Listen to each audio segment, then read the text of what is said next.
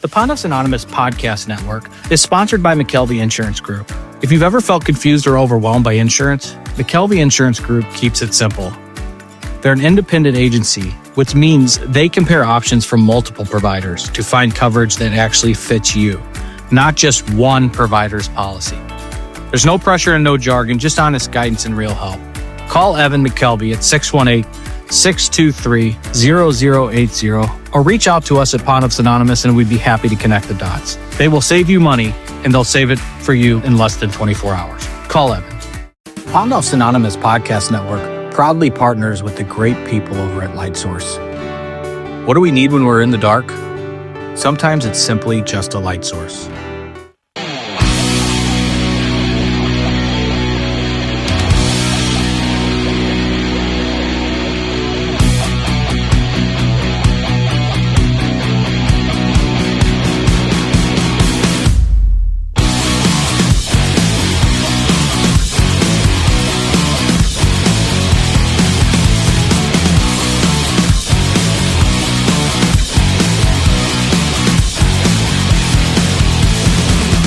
Are we live here? We're live. All right.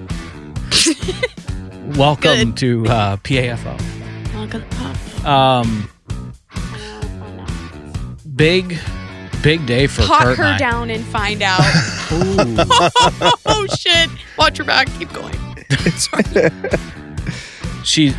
Zoe, if you can't see, has her pussy head on right now and is a big feminist and will chop down the white male at the knees. I swear to God, Chris covers it for me. Every time he says something he knows is bad, he just follows it up with straight white male. I know I'm doing it again. And I'm like, Stirring a pot? Mm-hmm. I respect him. She's a social worker. Ashley's a social worker.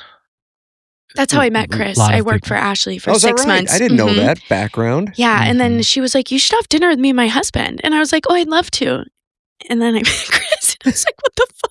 Like, am I getting punked right now? Like, what an endorsement. But great. Like, really brought out the other side of me. Yeah. Well, because Ashley's like, I'm trying to get my fucking graduate degree. So I'm trying to, and Ashley's like, perfect. And I love her so much. And so, my little princess. My Sicilian adjacent side didn't come out until we were around the table. And he said something to me. And I was like, you better watch it. And he was like, oh. And Ashley said, she should be on your podcast.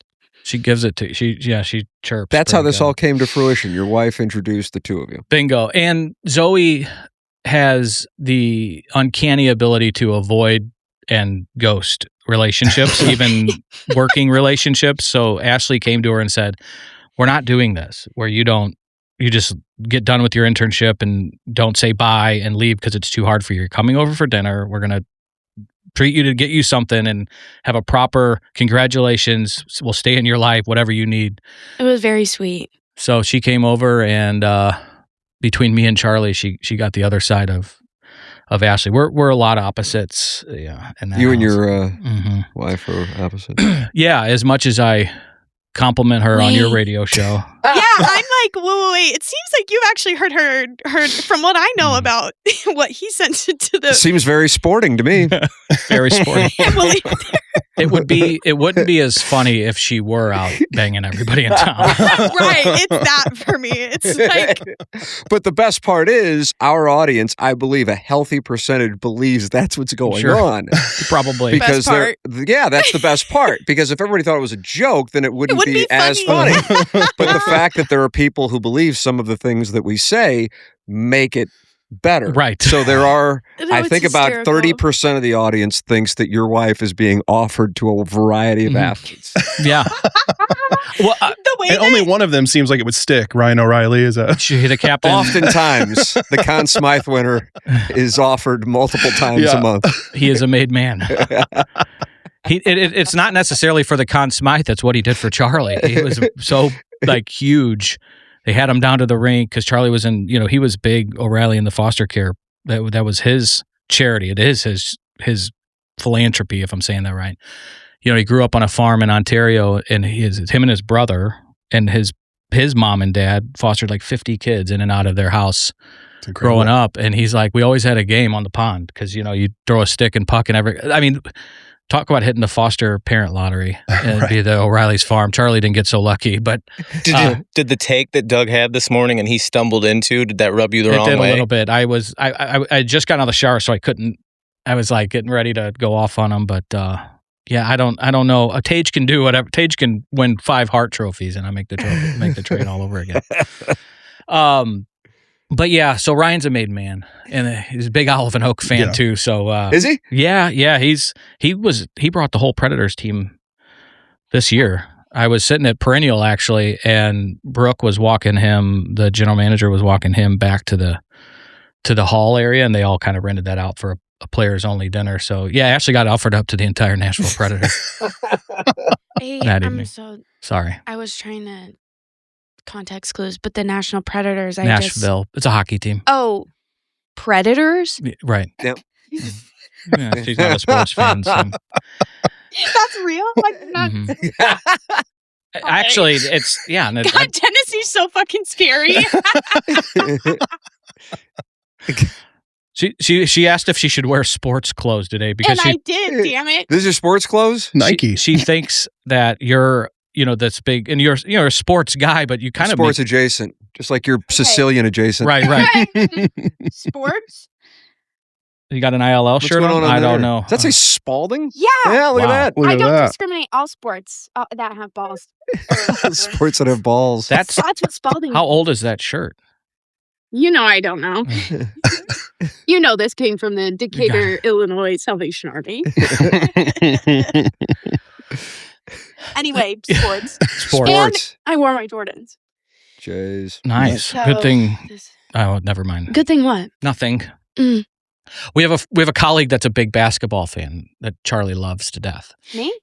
No. We can leave it there. Right. Thanks for coming out. It's my pleasure. This is really huge. You would. I mean, I don't know. Were we open when you came out and kind of took a tour? God, I don't think so. But you were on the precipice of opening, and I remember thinking, you like the word precipice? Yeah.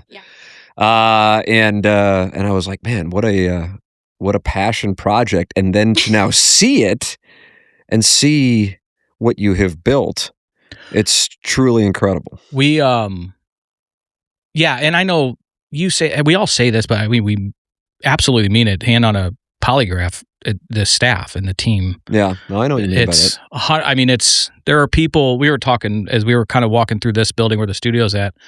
There's some bedrooms with beds and couches, and it's where the staff will sleep if they work too late or there's a snowstorm or a potential snowstorm, because a lot of the staff drive from Festus, Union, Missouri, Pacific, way out bumfuck Egypt, Illinois. Yeah. Mm-hmm. And it's not for the paycheck. I mean, they're paid well.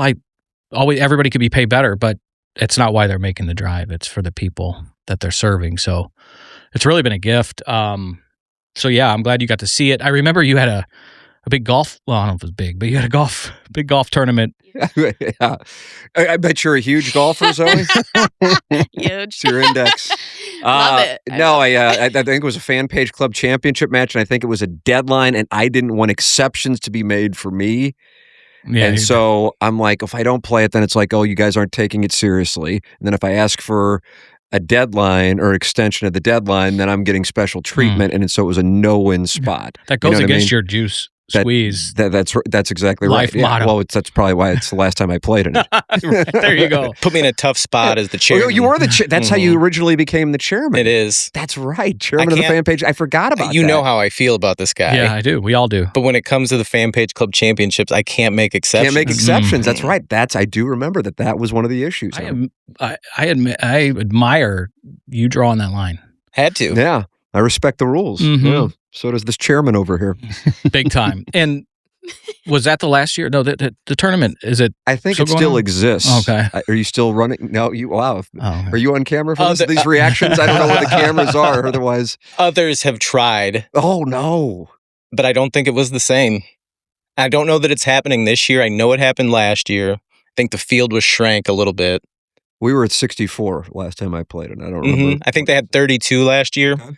I think it took around 9 months to wrap up. Wow. I stuck to deadlines too. I respect that. 9 months. There's a lot of sandbaggers. These things will drag out well into October if you don't nip it in the bud. That's leaves on the ground season. That's lose your ball season for Chris Bondoff. He's out then. That's a good point. Yeah. And did he have to pay? Because he usually doesn't pay for golf. The whole Jen Grint thing with the Plowhawk. That's right. Who the denim golfer with the socks that he was playing that Tommy year. Hamilton. That's a different denim golfer. He had a rat tail or a ponytail. He called in and was like, it was a thing that year. That he had a rat tail? The rat tail was learned later, but is that a turn on? A guy with a rat tail? I like that you hear everything I say. Oh my God! Normally I'm like talking shit over here, and they just keep. He's really good at this. Reesing. Bring Tim back. Todd Reesing. He had a rat tail. I think it was Todd Reesing. Rat tail. Black socks, black ankle socks. The Kansas Jayhawk shoved quarterback in the end zone at Arrowhead Stadium, and he fell so far that he was playing the Plowhawk in the Fan Page Club Championship. How many poppy seeds was Plowhawk given to anybody? I don't have the memory of this guy. I do have I have a hoodie for Darren from the Final Four. He had me pick up. Charlie and I went to the game, and my son is a bigger basketball fan than he is an Illini fan. So great day for him. He got to watch his YouTube superstars do dunk contests and you get to see that in the convention center. So I was driving home, sobbing, and he was watching those guys on YouTube. No, not really, but watching his superstars on YouTube and had the best time. So the memories were worth it. It's in Indy. You got to go. Yeah, man. What was that? Like a handful of hours for you to? 4 door to door, barely, and. Yeah, and a friend of mine and took us. So you can't turn that down either. God bless him. Who? My buddy Matt. God bless him. He's great. But we're excited for this Pondoff's Anonymous Network. And real quick, Tim, I want to explain what we're doing here on this show called PAFO and how it came about. We started the podcast, Jeff and I, in 2020, just having people on, sharing their testimonials, sharing their recovery stories. And it's people listen and there's been a lot of people that have heard a story and feel not alone and then they reach out for help. We relaunched it in 2025. And so Monday nights we record Pondoff's Anonymous, the flagship show. It's interviewing people that have mental health or mostly recovery, triumphs, tragedies, traumas, all that. And probably reverse order. But we also have some moms that come on and have lost kiddos to this shit. And it can get really heavy. So the weeks we didn't have a guest, we just said, let's just record and fuck around. And fast forward to, which we so this is how this show was born. But and the first episode was 3 hours long of that's the best though, isn't it? Yeah. You don't even know it. You're looking at right. like shit. Really It's 3 o'clock. Right. That's the best. Those are the best. We have another show called Needed to Hear That. It's me and this brilliant private therapist, clinician friend of mine that's Buddhist and super wise. I wanted to call it the brilliant, the dumb fuck. He wouldn't, you can tell who's who. He wouldn't let me call it that because he doesn't like me talking about myself that way. Very beautiful, kind soul. I love Chaz. But he also talks about some heavy mental health stuff. And I go, this is great, but this is some heavy lifting. And on one of my shows with Chaz, he went to a child advocacy conference in Chicago. And there's a group of dogs, service dogs called Duo Dogs. It's a company that trains labs to be service animals for not just folks that are vision impaired, but mental health stuff. And they talked about these Duo Dogs. And every once in a while, the handler said, once or twice a day or maybe more, they get to go out in the yard, take their vest off, and just be dogs. And I was like, God, that's what this fuck around show is we can take our vests off and there we go. We can just be dogs. Go for it, Zoe. Give us one. So you like so that's how this PAFO has came about. And we talk a lot, and we'll circle back to some mental health stuff, some recovery stuff, but it's really just a fuck around, talk to some really cool people, have a rotating chair of guests, which we're grateful to have you today, and kind of talk about how you got started in the industry and what you've built, because we're super excited to partner with you guys starting a week from today. Right? Yeah. From 11 to 12. After. And we speak for, I think, a lot of people. I've been hearing a lot of people, just, I'm sure you have too, but that are really excited for this hour Well, you were my, let's talk behind the scenes here. You were the only person outside of Jamie Burkhardt of Munganest who knew what I was trying to get accomplished, and your enthusiasm for it, because I couldn't talk with other people about it, because if it didn't happen, then it's like, well, what happened to that thing? And then your enthusiasm for it and your reasoning, not just like, oh, that'd be great, but then your reasoning made me even more convinced that it was the right thing to try to get accomplished. So I'm grateful to you for that. Well, yeah, I mean, thanks. Feel unworthy for you to reach out, but that is, I've been a fan of the show. We'll talk about it later, a little bit about some of the really amazing charitable work that's come through the ecosystem of TMA that you guys have built. I know that you believe in, because you do believe in charity. I do believe in charity. Don't know how that's going to work just yet, but that's an inside joke, Zoe. I'm aware. I'm aware if I don't get it, it's inside. From the fucking front yard. Tim was, I don't know if you were right in the middle, and Jeff remembers when this happened, that there became like a man and a woman radio station. Oh, You're aware of this? Oh, I remember that, yeah. God, wow. Were you listening, or no? You just became aware of it because it was that big of a clusterfuck? I guess so. There was just a weird, like, I just remember seeing a bunch about it on random Facebook, like people talking about it, and then like there were some other radio DJs. I don't want to drop their names in case they. Yeah, it's not really their fault. It was just an ill-conceived model, you know, that had no chance of being successful. So if it was one of those rare moments where if you could like bet against, if you had the prediction markets now, you could bet against something, you would have just unloaded your bankroll and doubled up. It's kind of a weird thought, anyways. And then. Do you remember Dr. Pepper came out with a 10-calorie Dr. Pepper for a while that they marketed to men only? Really? Yes. How long ago was that? Like less than 10 years ago, which seems like not long enough ago. Yeah. Crazy AF. I know. But Dr. Pepper, there's no period after the DR. It's just Dr. Pepper. Did they really send out an email requesting you not park there because of the satellite trucks? The story on this, are you aware of this, Jeff? I don't know. We'll see. I'm certain, Zoe, you are not aware of this. And you're probably right. And Zoe's got a 2000 birthday. 00. It really so hits. You would have been 13 when this took place. But you are aware rough year. Of it. Yeah. 13 was a rough year? She kicked her dad out at 10, so. Also, being 13 as a girl is just hard. Right. That didn't help. But I just meant like, I don't know, skincare. Skincare 2013 was tough for skincare in general, or just for you? Well, 13-year-old girls, like that's when like skincare starts becoming like, oh fuck, like give me a pimple patch, like something's going on. Was this the height of Boner Killer, your nickname? Honestly, yeah. Your nickname's 2013 Boner Killer? In grade school. It was in 8th grade. That was because don't you feel so bad? Yeah, I'm curious of the background. God, me too. All I did was walk up behind some of my friends on the 8th grade trip, and I just hear him go, God, yeah, she's cool, but Zoe's such a boner killer. And you never got a reason? I'd have a follow-up for that. I didn't ask for a fucking reason. Why am I a boner killer? I just looked at him and growled. I'll show kidding. you a boner killer. I mean, she put a period at the end of the sentence. Like, anyway, no, I just meant, I guess I would have been 13 in 8th grade. So, yeah, I was really hard. Killing boners. This guy killed 2 radio stations. Yeah, Jesus Christ. And so the story on that was producer Joe, who has a landing strip. What do you think of a guy with a landing strip? Would that bother you if you arrived on that? God, yeah.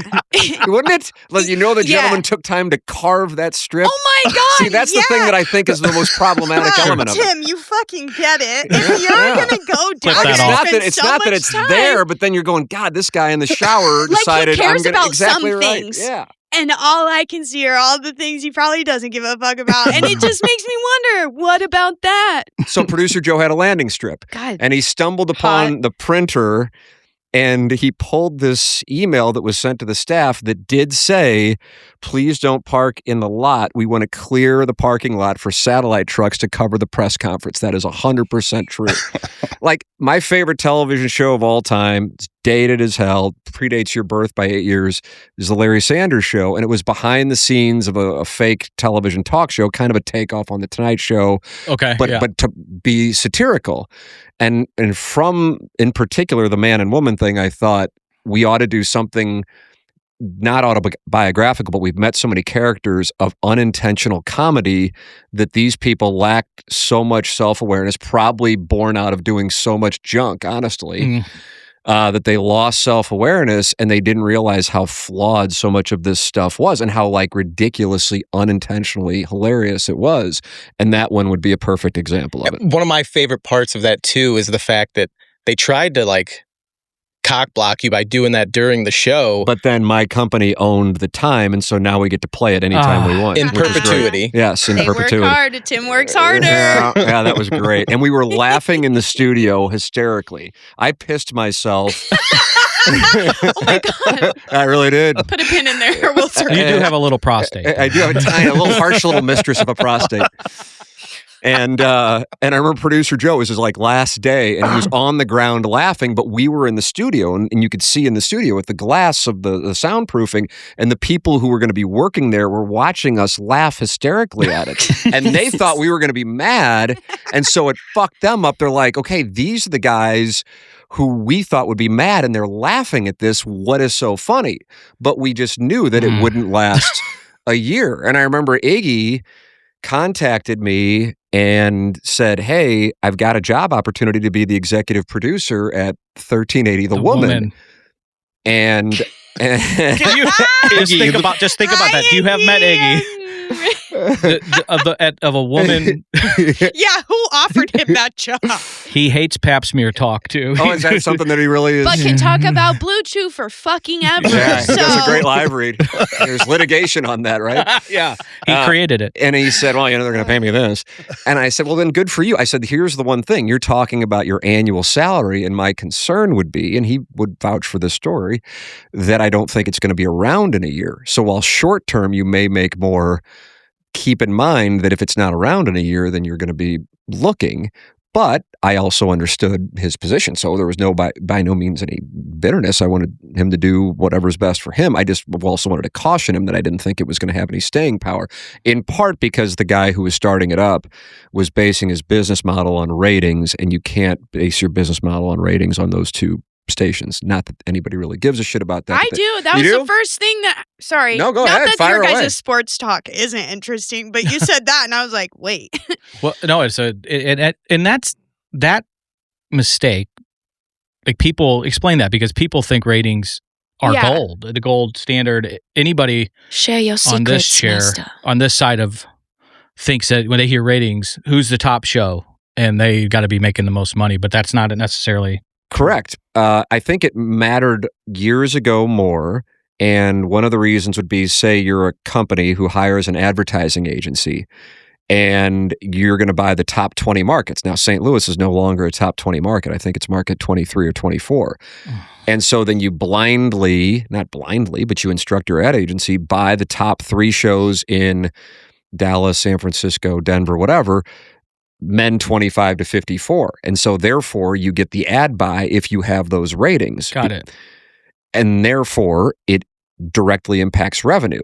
For TMA, in its entirety, really going back to 2004, our advertising has been what they call local direct, which means we have relationships and they're local clients. So there are some agencies that buy some advertising, but God, if it's maybe 2% of the annual revenue. So it's immaterial to our business. Mm-hmm. Now that the show is on 101 ESPN, it is performing quite well in the ratings. But I always said before we got on a station with ratings, even if we got to number 1, I wouldn't run around and saying it's some big accomplishment. The revenue is always number 1, just like any other business. And furthermore, the most important thing is that the advertisers get return on investment for the dollars that they spend on the show. And unfortunately, that continues to be the case. But I think that becomes kind of a dick tracing contest for shows, even though they probably aren't aware of the reason why it's important to the parent company, which is, as always, revenue.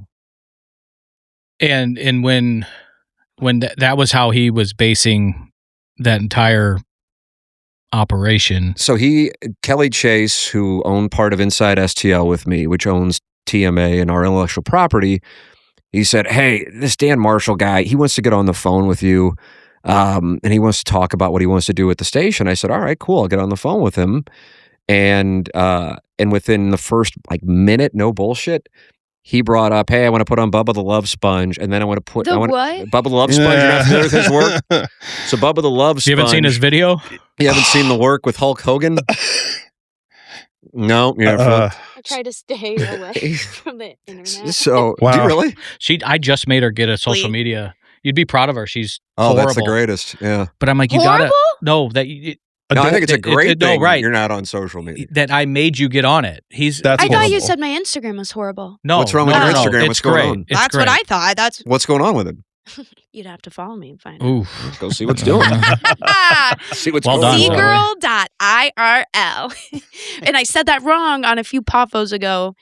There is I hate that name. Zgirl. It's PAFO. It's not Randy Poffo. Oh yeah, was he the genius? And then Macho Man? His brother was a genius. Speaking of, Buff Bagwell's coming on the show in a couple weeks. Yeah. Yes. He got to set his elective. Wait, Chris, he's trying to follow my Instagram. I am.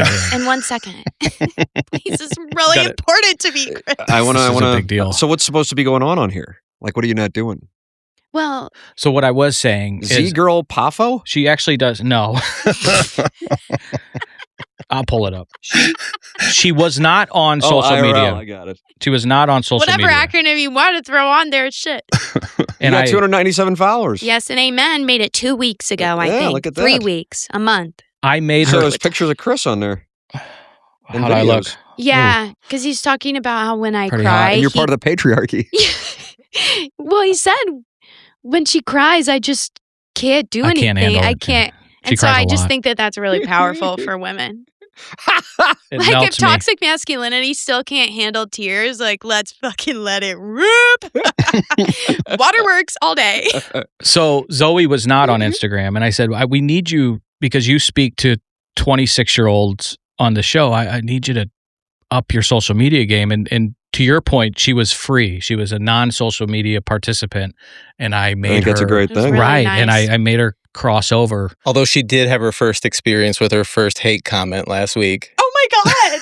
Yeah. So one of these 200 people followed you to hate you? No, I don't even think it was one of my followers. It was a comment on one of our videos. It's the algorithm. The incels have turned on me. So the incels used to enjoy you, and now the incels don't like you? I think maybe they didn't know about it. They just discovered you is what happened. The incels have discovered you. It's I don't even know if No, we're was like best friends now. Nasty comment. I deleted it. The other ones were pretty funny. They won't tell me what the really bad one said, but the Cuck for Corporations did stay, and everyone I've told. The gentleman's name was Cuck for Corporations? No, that's what they find a name. Oh. That's what they called her. Yeah.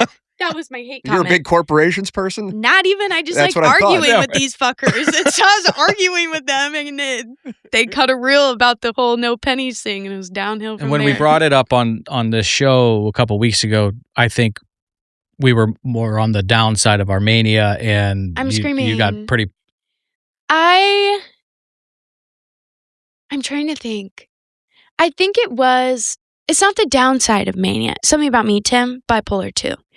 And bipolar. What's the difference? I'm sorry, I'm asking a legitimate question. What's the difference on this? Yeah, show them the chart. Right, I just sent them all an infographic yesterday. Tim does a lot of work for Birdies for Bipolar. I get to be on one of those.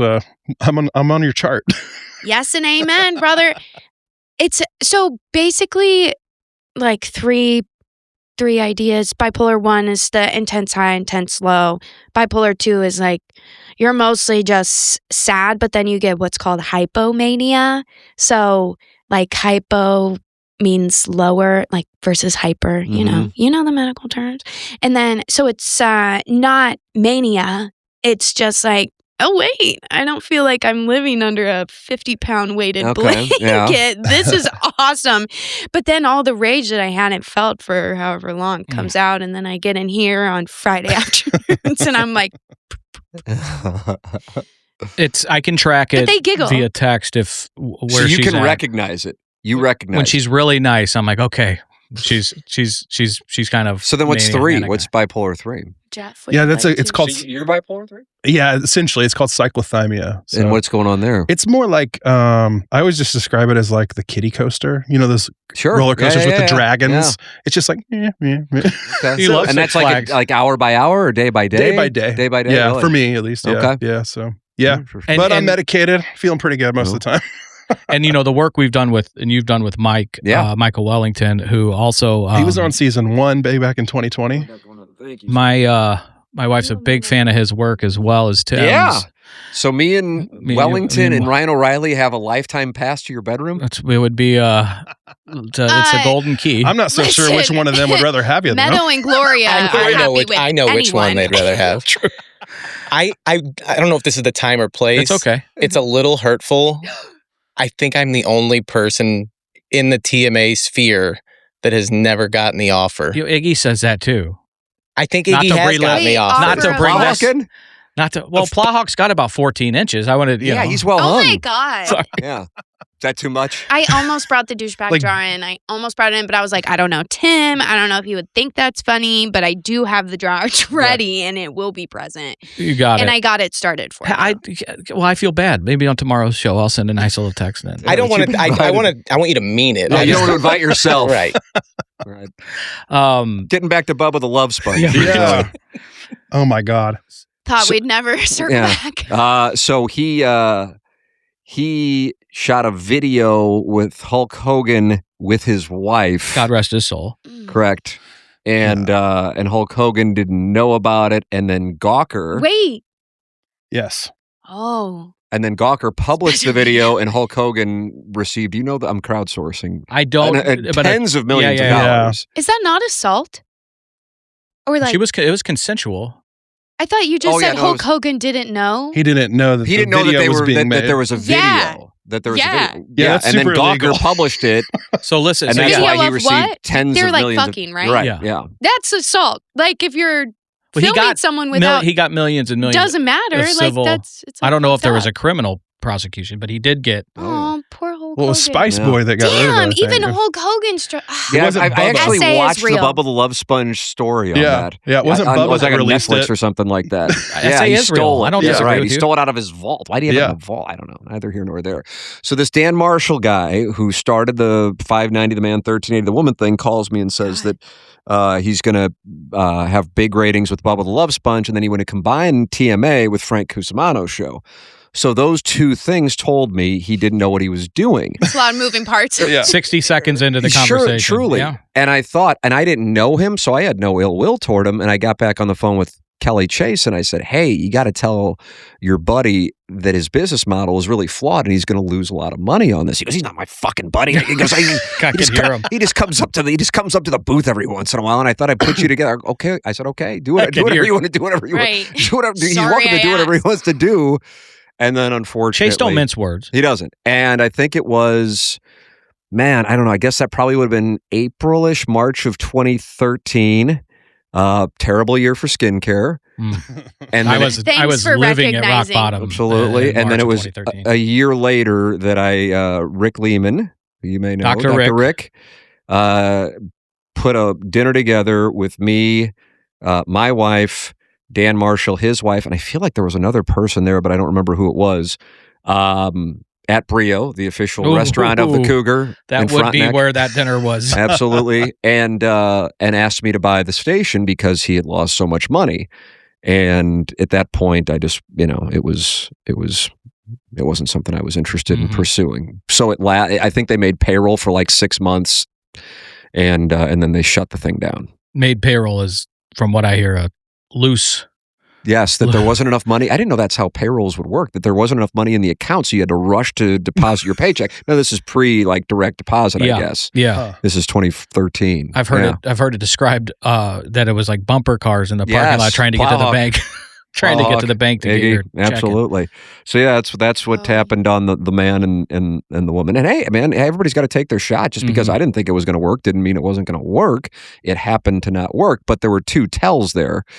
You can't base a business model in St. Louis on AM radio on ratings, and then secondarily, combining Frank Cusimano's show with our show dilutes the shows. Both of them. Yeah, exactly. So that was very different audiences, right? And so it was clear that it wasn't going to work out, and that proved to be the case. But it wound up being a huge benefit to our show because our show's popularity increased substantially in 2013.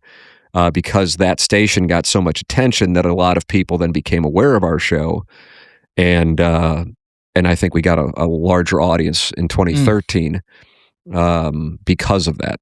That's interesting. Yeah. Okay. So it wound up being a real positive when we started our own station in 2013. 920. I remember. CBS Sports 920. Wow. Yeah. Week 1 was rough. I remember. Oh, it was a motherfucker. Yeah. I remember brutal. I was listening when that conversation was going on, and I was like, "Damn!" And everybody, there were some people like excited about the two guys put on that show because of. Well, we can talk about it. I mean, it's not like I know you're trying to, and I appreciate you doing that. But it's Kevin Slayton and Jack Clark, and the reason. I mean, there's a lot to it. And there's plenty of things I'm happy to talk about. In some capacity, I don't want to say too much, just because what really happened versus what, and I don't fault the public for thinking, because if you read something in particular, especially when you grew up, and I'm 49, so you grew up. Oh my God, you don't look a day over 35. Really, 35? I say that to all men. No, you don't say it to me. You call me old and bald. Because I love you. So it's different. Uncle Guido. Uncle Guido. You guys can say that as Italians? Is that? I'm not Italian. I thought you said you were Sicilian adjacent. Adjacent. That's the adjacent part. Mom, she's adjacent to me. Next to it. Oh, I got She's Irish as fuck. I mean, are you a Mick? So we can call each other Micks. Look at the skin. I almost wore my shirt about an Irish decency, but I didn't. Anyway. Sorry, I'll call you. I am going to have a wedding in handsome. If you. I haven't been to Italy. I have a wedding in Florence this summer. And, so you get to go. My cousin Mark, who's Staten Island, he's me, but Staten Island, and he's like, "You're going to be like Paulie when he goes to Italy." You know, remember that when he sure, fucking it's one of the hated greatest it. episodes. Commodore. He's so pissed because he they called him a worthless piece of shit or something. They called him or classless because he wanted red sauce and they were serving him a bunch of fish he didn't like. Paulie. That's going to be me, Florence. Are you going to wear your Sopranos jacket when you go there? I don't. I didn't know that's not getting through customs. I didn't know you were going to Italy this summer. My cousin Amanda from Staten Island's getting married. That's Florence. So exciting. Are you going to go to is Florence in Sicily? It's more north, isn't it? North, yeah. So are you going to go to Sicily, your mother planet? The Sicily trip has been planned, but it's a 9-day trip just in Sicily, where Ashley and I just do Sicily. So you're going to Italy twice? Not like again. Yeah, I'll go again. Why would you go twice if you're going to be in Italy already? There's a lot we have on the hopper. Life, Chris. Okay, we have a nonprofit we're launching, a podcast network. There's 16 other fucking jobs. Why take 2 vacations when you could just mark your calendar because you got dog duty and Charlie. Are you gonna watch Charlie? That's a blind Charlie leading and I are gonna play basketball and let the dogs out. So they have a group. We have a family group chat, and when Charlie and Zoe talk in this like kid code, they could be planning a fucking nuclear assault. Actually, I have no idea. Get ready. I have no idea. But Chris is learning though. He texted me yesterday. TY. I did. That means thank you. Thank you. Yes. I was so proud of him. I was like, oh my God. So Tim, it goes all the way back to Mizzou. You went to Mizzou. Well, I want to finish that story because I'm sure some people are like, "Oh, I haven't heard him talk about that before." What wound up happening is it was very odd the way that was covered. I'm not submitting that there was a conspiracy or anything like that because I don't think there was. It was just odd coverage. I was never interviewed about it. So rarely, even in 2013, certainly not in 2026, would you have something that can impact you like that. And you don't realize it until, I probably didn't get the newspaper, but read it on STL Today that morning. And I had because I wasn't asked about it. But yet the way that the story framed it was suggesting that in order to get attention for the new station. Oh, wow. Yes.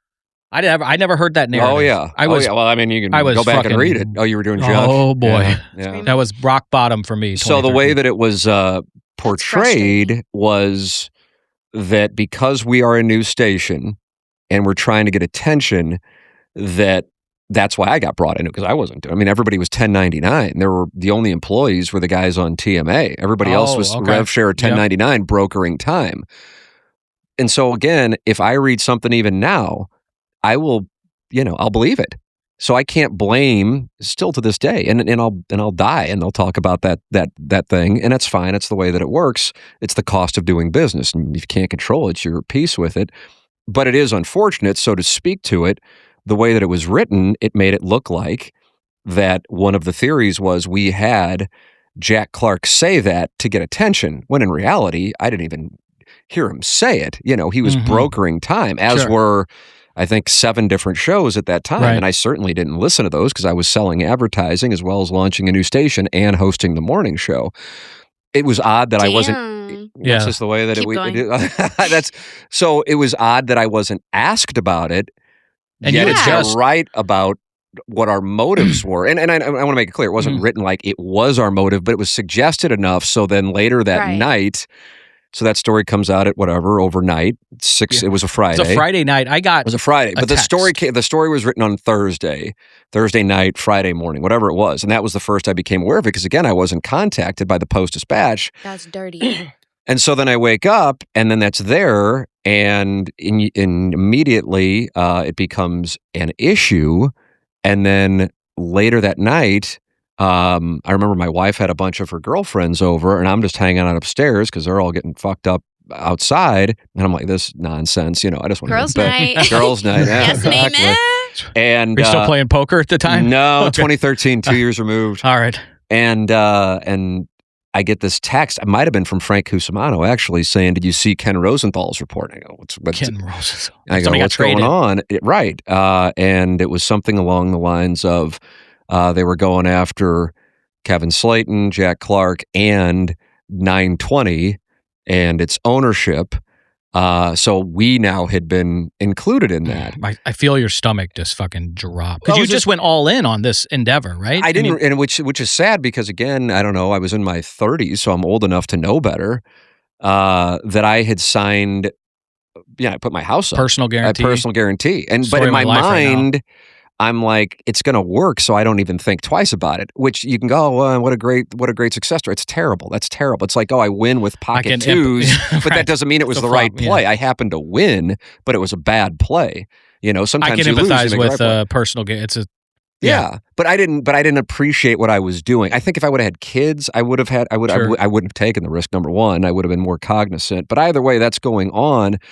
There were other things that went on that it wouldn't be fair to go into because it's people's personal lives. And that's why I'm still not going to talk about it, that factored into all kinds of different things with that. There also were other things that went on at the station that contributed to a bunch of things before that even happened.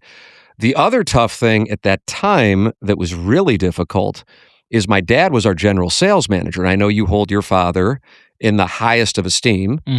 And my dad at the time, I'm trying to think, he wasn't in his 70s yet, but he was in his late 60s.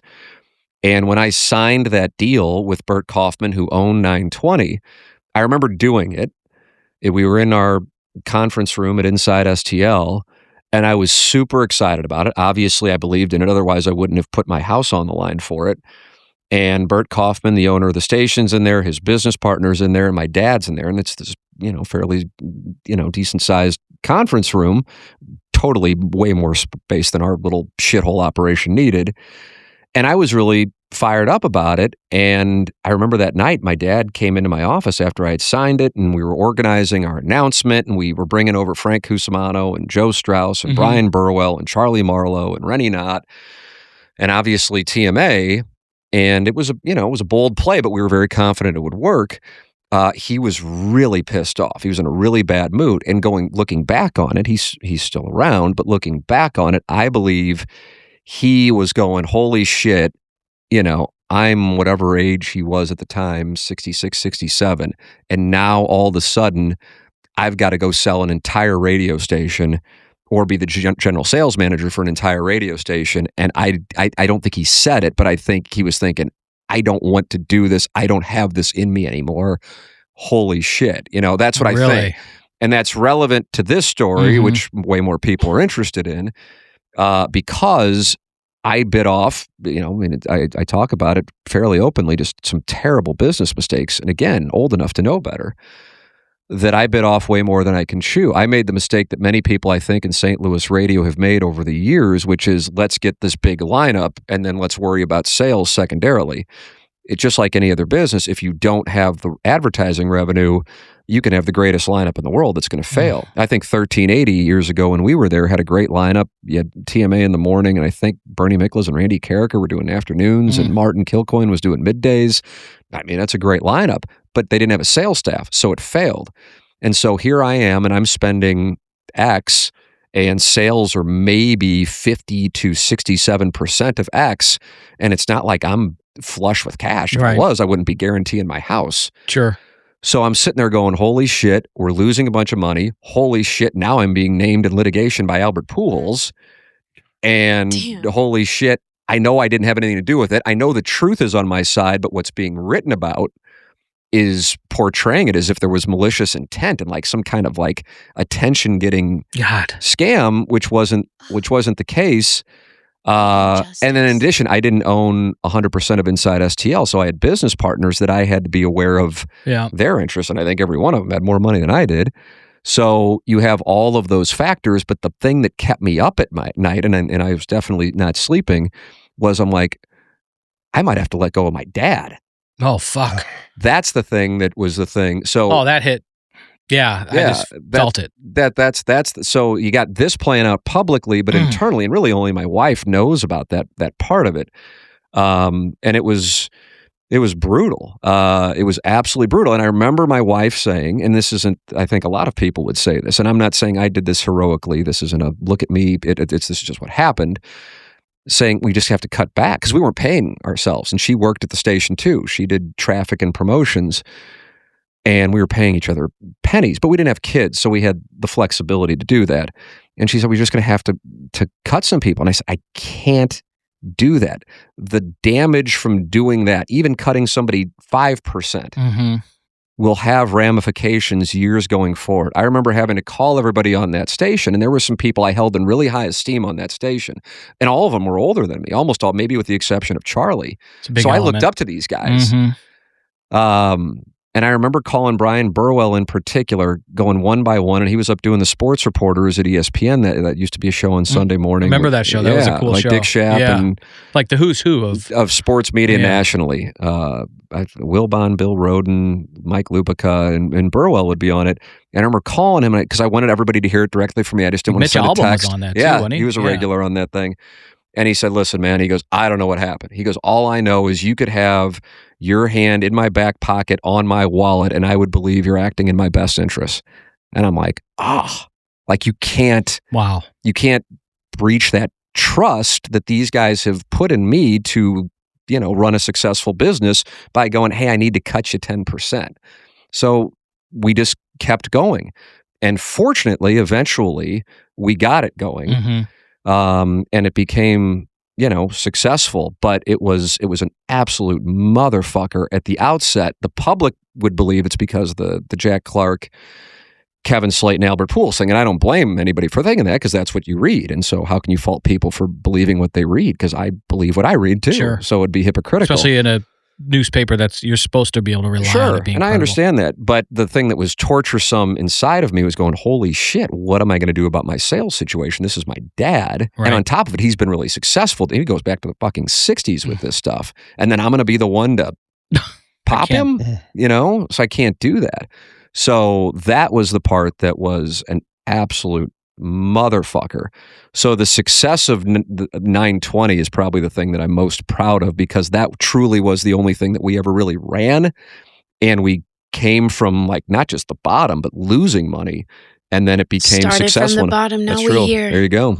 That became the thing that allowed us to, to move on and in the movie, I mean, that's your big adversity moment. It's one of them, I would think like that. And I can feel people don't understand this sometimes, and it's not their problem thing, but the level of exhaustion when you have that much on the line and that much going on, like when you get home and tell your wife, I'm tired, it's not that you need a nap, it's a exhaustion in your fucking bones. Well, yeah. I used to say I'm tired of being tired. Yeah. Like, that's what I said. And it can lead on edge. Of being tired. It leads to a lot of problems, health problems, self-medication, and we see it here at IRC and in the recovery realm. Was this, and I was going to ask if you don't mind talking about it, you had a health scare. Was this unrelated to that happened in 2012. Okay. This happened in 2013. But I will say the one thing about that. So I had this weird thing where they couldn't figure out what was going on. I just had cramps in my ankles, I remember. And they couldn't figure out what it was, and they were doing all these tests, and they're checking things off. And then eventually, I had a cough I couldn't get rid of. And then this was in November, and this is like after 4 months of trying to figure out what was going on. They said, "Can you come in for a chest X-ray?" And I'm like, "Okay, sure." Said, "Hey, we're supposed to fly. It was going to be our first wedding anniversary in 2012." Oh. And I said, "Hey, we're good to still go on this trip. We're going back to where we got married." And the doctor said, "Yeah, can I get just like a Z-Pack?" She goes, "Well, we want to make sure that you don't have lymphoma." And I'm like, "What the fuck?" I thought I was getting sprinkling that in there. Yeah. Sprinkling. Fuck.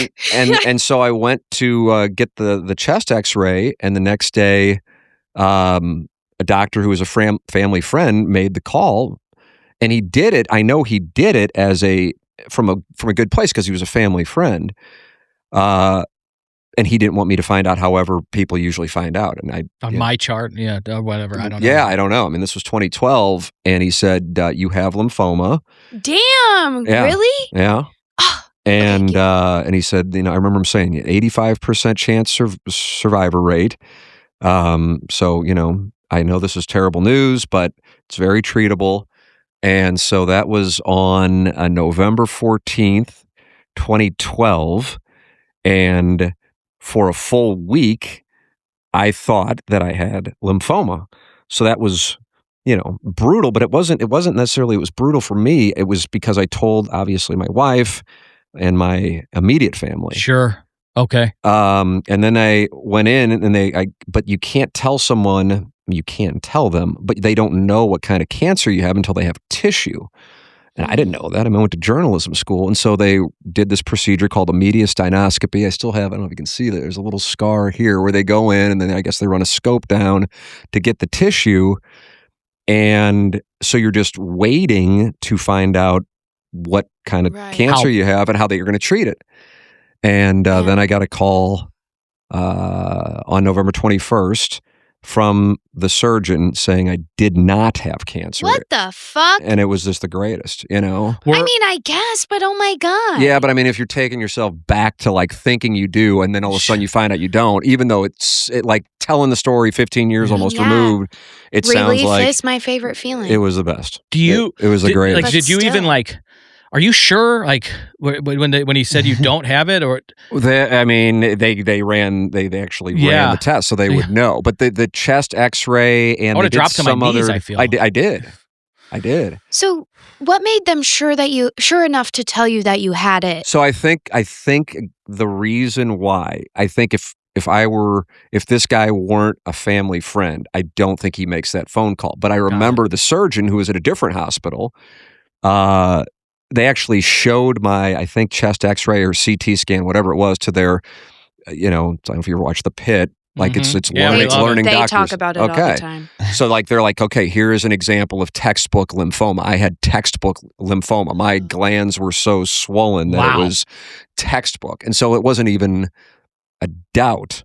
So now they say they think I have sarcoidosis. Now one of my cousin's husband's the doctor, and I said, I'm not sure I have sarcoidosis. He goes, oh, you're not sure? Like he just like laughs at me like, okay, journalism school boy, I don't know. I've never had any symptoms since then. It all just kind of went away. It was a very odd thing. I have no idea. But I don't even know what. So what is that? So that's inflammation.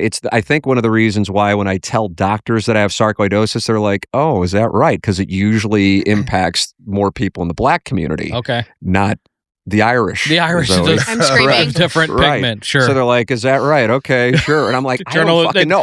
You ask me if I have anything. I said, I've been told I have sarcoidosis. I have no fucking clue. Then they say journalism school again? Yeah, it's another journalism school thing. And you didn't graduate. That's correct. I had to put it out there. Is that right? Don't get her. You're good. You're good. You're cutting her off. I am. I know. I get censored. It's misogynistic. I get censored all the time. I'm sorry that happened to you because that sounds like a fucking nightmare. Well, it truly was. I mean, brutal. in like good ending, but still. Yeah, but it wound up. It wound up giving some semblance of perspective. Honestly, yeah. I think 2012 and 2013 in particular, because I went from being this sympathetic character with the audience, many of whom didn't know who I was, but I wrote about it and I shared the story. That's how I remember you sharing. And the reason I shared the story was, at the time I was, I guess, in my mid-30s. And what you think when you're in your mid-30s or 20s is, well, you're not going to get sick. Right. And so people don't go to the doctor, you know? And I'm like, I went, and I'm very grateful that I did, because had I not, you know, who knows what the hell could have happened. And that's the reason why I shared that story. So there was a lot of public support then. Then in 2013, I experienced less than a year later, for that matter. I mean, I save the hate mail. See, Zoe, he gets. Oh God, he's had people show up at his house. Yeah. That is really. Yeah. Do you have a dog? No. Another trauma story. I think I've heard you share before. Sorry. That's fine. That I became the bad guy because people read these stories, and then things were said that weren't true. Damn, and then then it was on the receiving. Yeah, and then I got all these emails, like people were happy, they thought that was the end of me, and they were celebrating the downfall. Holy shit! So that was what was going on, and I guess that was in August of 2013. So I got to experience the false of the public support, but then also, as it turns out, the false of the public hatred. Neither one are real. Neither one impact my real relationships.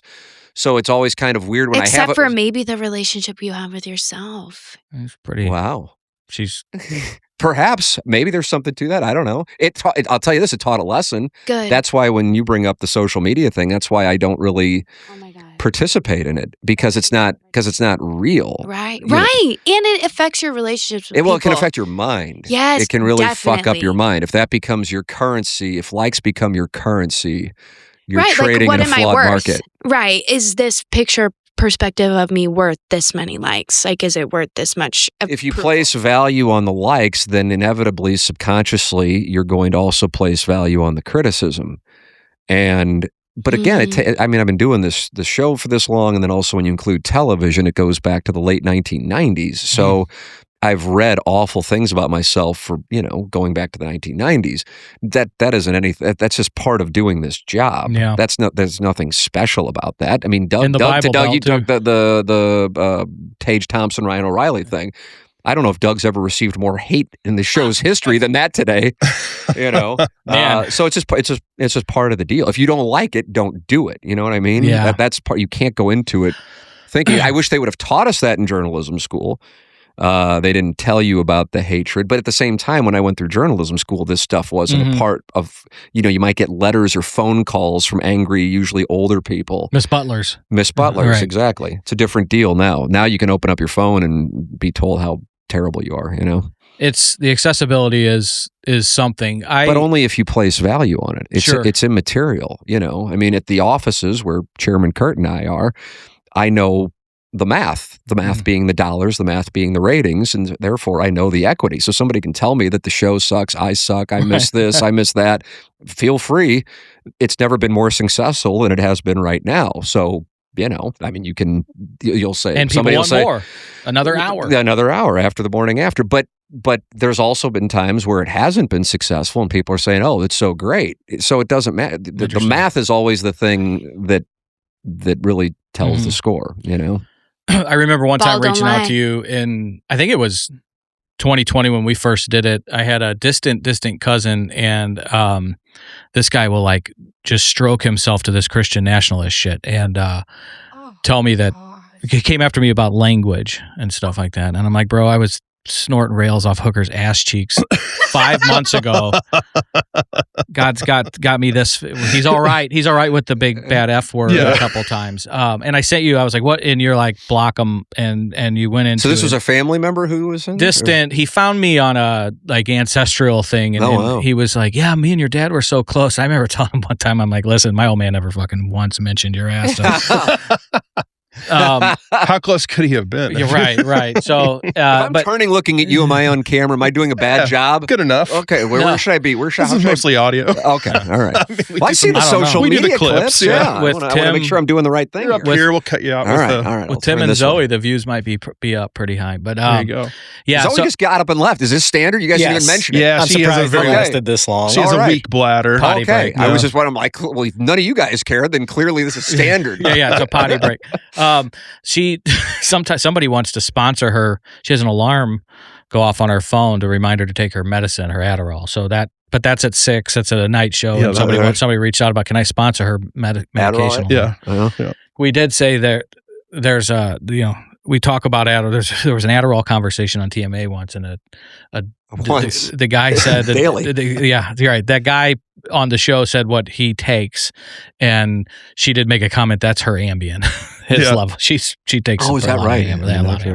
But it's good for her, I guess. I don't love it. I think Adderall is fucking horrible for you. I know a lot of people played poker against a lot of guys on it. I bet. I mean, it's everywhere in Vegas. I did take Adderall and nothing. It didn't change. Didn't do anything. Really? No. I took it as prescribed. Got to the highest dose. They're like, it's not doing anything for you. My doctor gave me phentermine, which is like Adderall. Oh, I had that too. It didn't do shit for me. Actually, it was Vyvanse and then Vyvanse, and for weight loss. She's like, this could help you with the stop sign. Stress eat, a little dopamine, O&O pizza, OG pep. And it made me, I was like counting to come down. I knew what time I was going to come down. I was like, I got to get rid of this. I was too, it's too you close. Could time out the come down? And then I was like, what if I took more? What if I took it later in the day so I could be max? And I was like, this is too. Yeah. I'll gain some weight. Fuck it. I'm done playing those games. Yeah. I'm grateful for the ability to be self-aware about that shit though, because I know people that have abused Adderall so bad that the one person I'm working with now is a full-blown schizophrenic. Wow. It's destroyed her brain. That sucks. It's legal meth, without a doubt. It's legal meth. So if you abuse it, we were talking earlier about Cam, who's been on the show. One of my favorite people. He's coming to Drug Church on Wednesday, going to share his story. Oh, nice. The amount of Percocets he was eating, where if somebody gets a shoulder surgery, and you mentioned, like, I took one, you take as prescribed, you're going to be fine. Mm-hmm. You eat the bottle, it could do some damage. Fuck. So that's bad. It's nasty. And then you get, he talks about, while she's out, people are listening, his story, and he's talked to clients about it. They get so backed up, like they don't shit for weeks. They end up having like fucking shit babies. Like they sit on the toilet for hours and hours and hours. And it's like it's like, I don't want to say this around a female because now I'm mansplaining childbirth, but it's close to giving childbirth. It's rock hard. It's horrible. He'll tell you about it. Oh my God. It's wild because of what the opioids will do to your system. Yeah.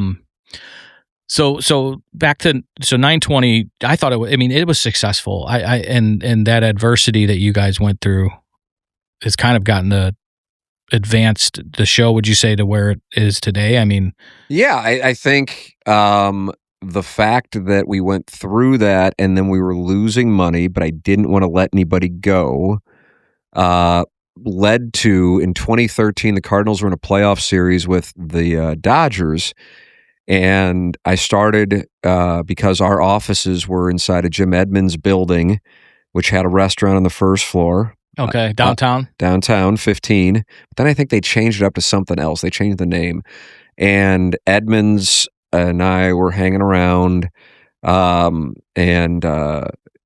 we started doing a show during that playoff series. And there was a really positive response to it in the afternoons. Yeah.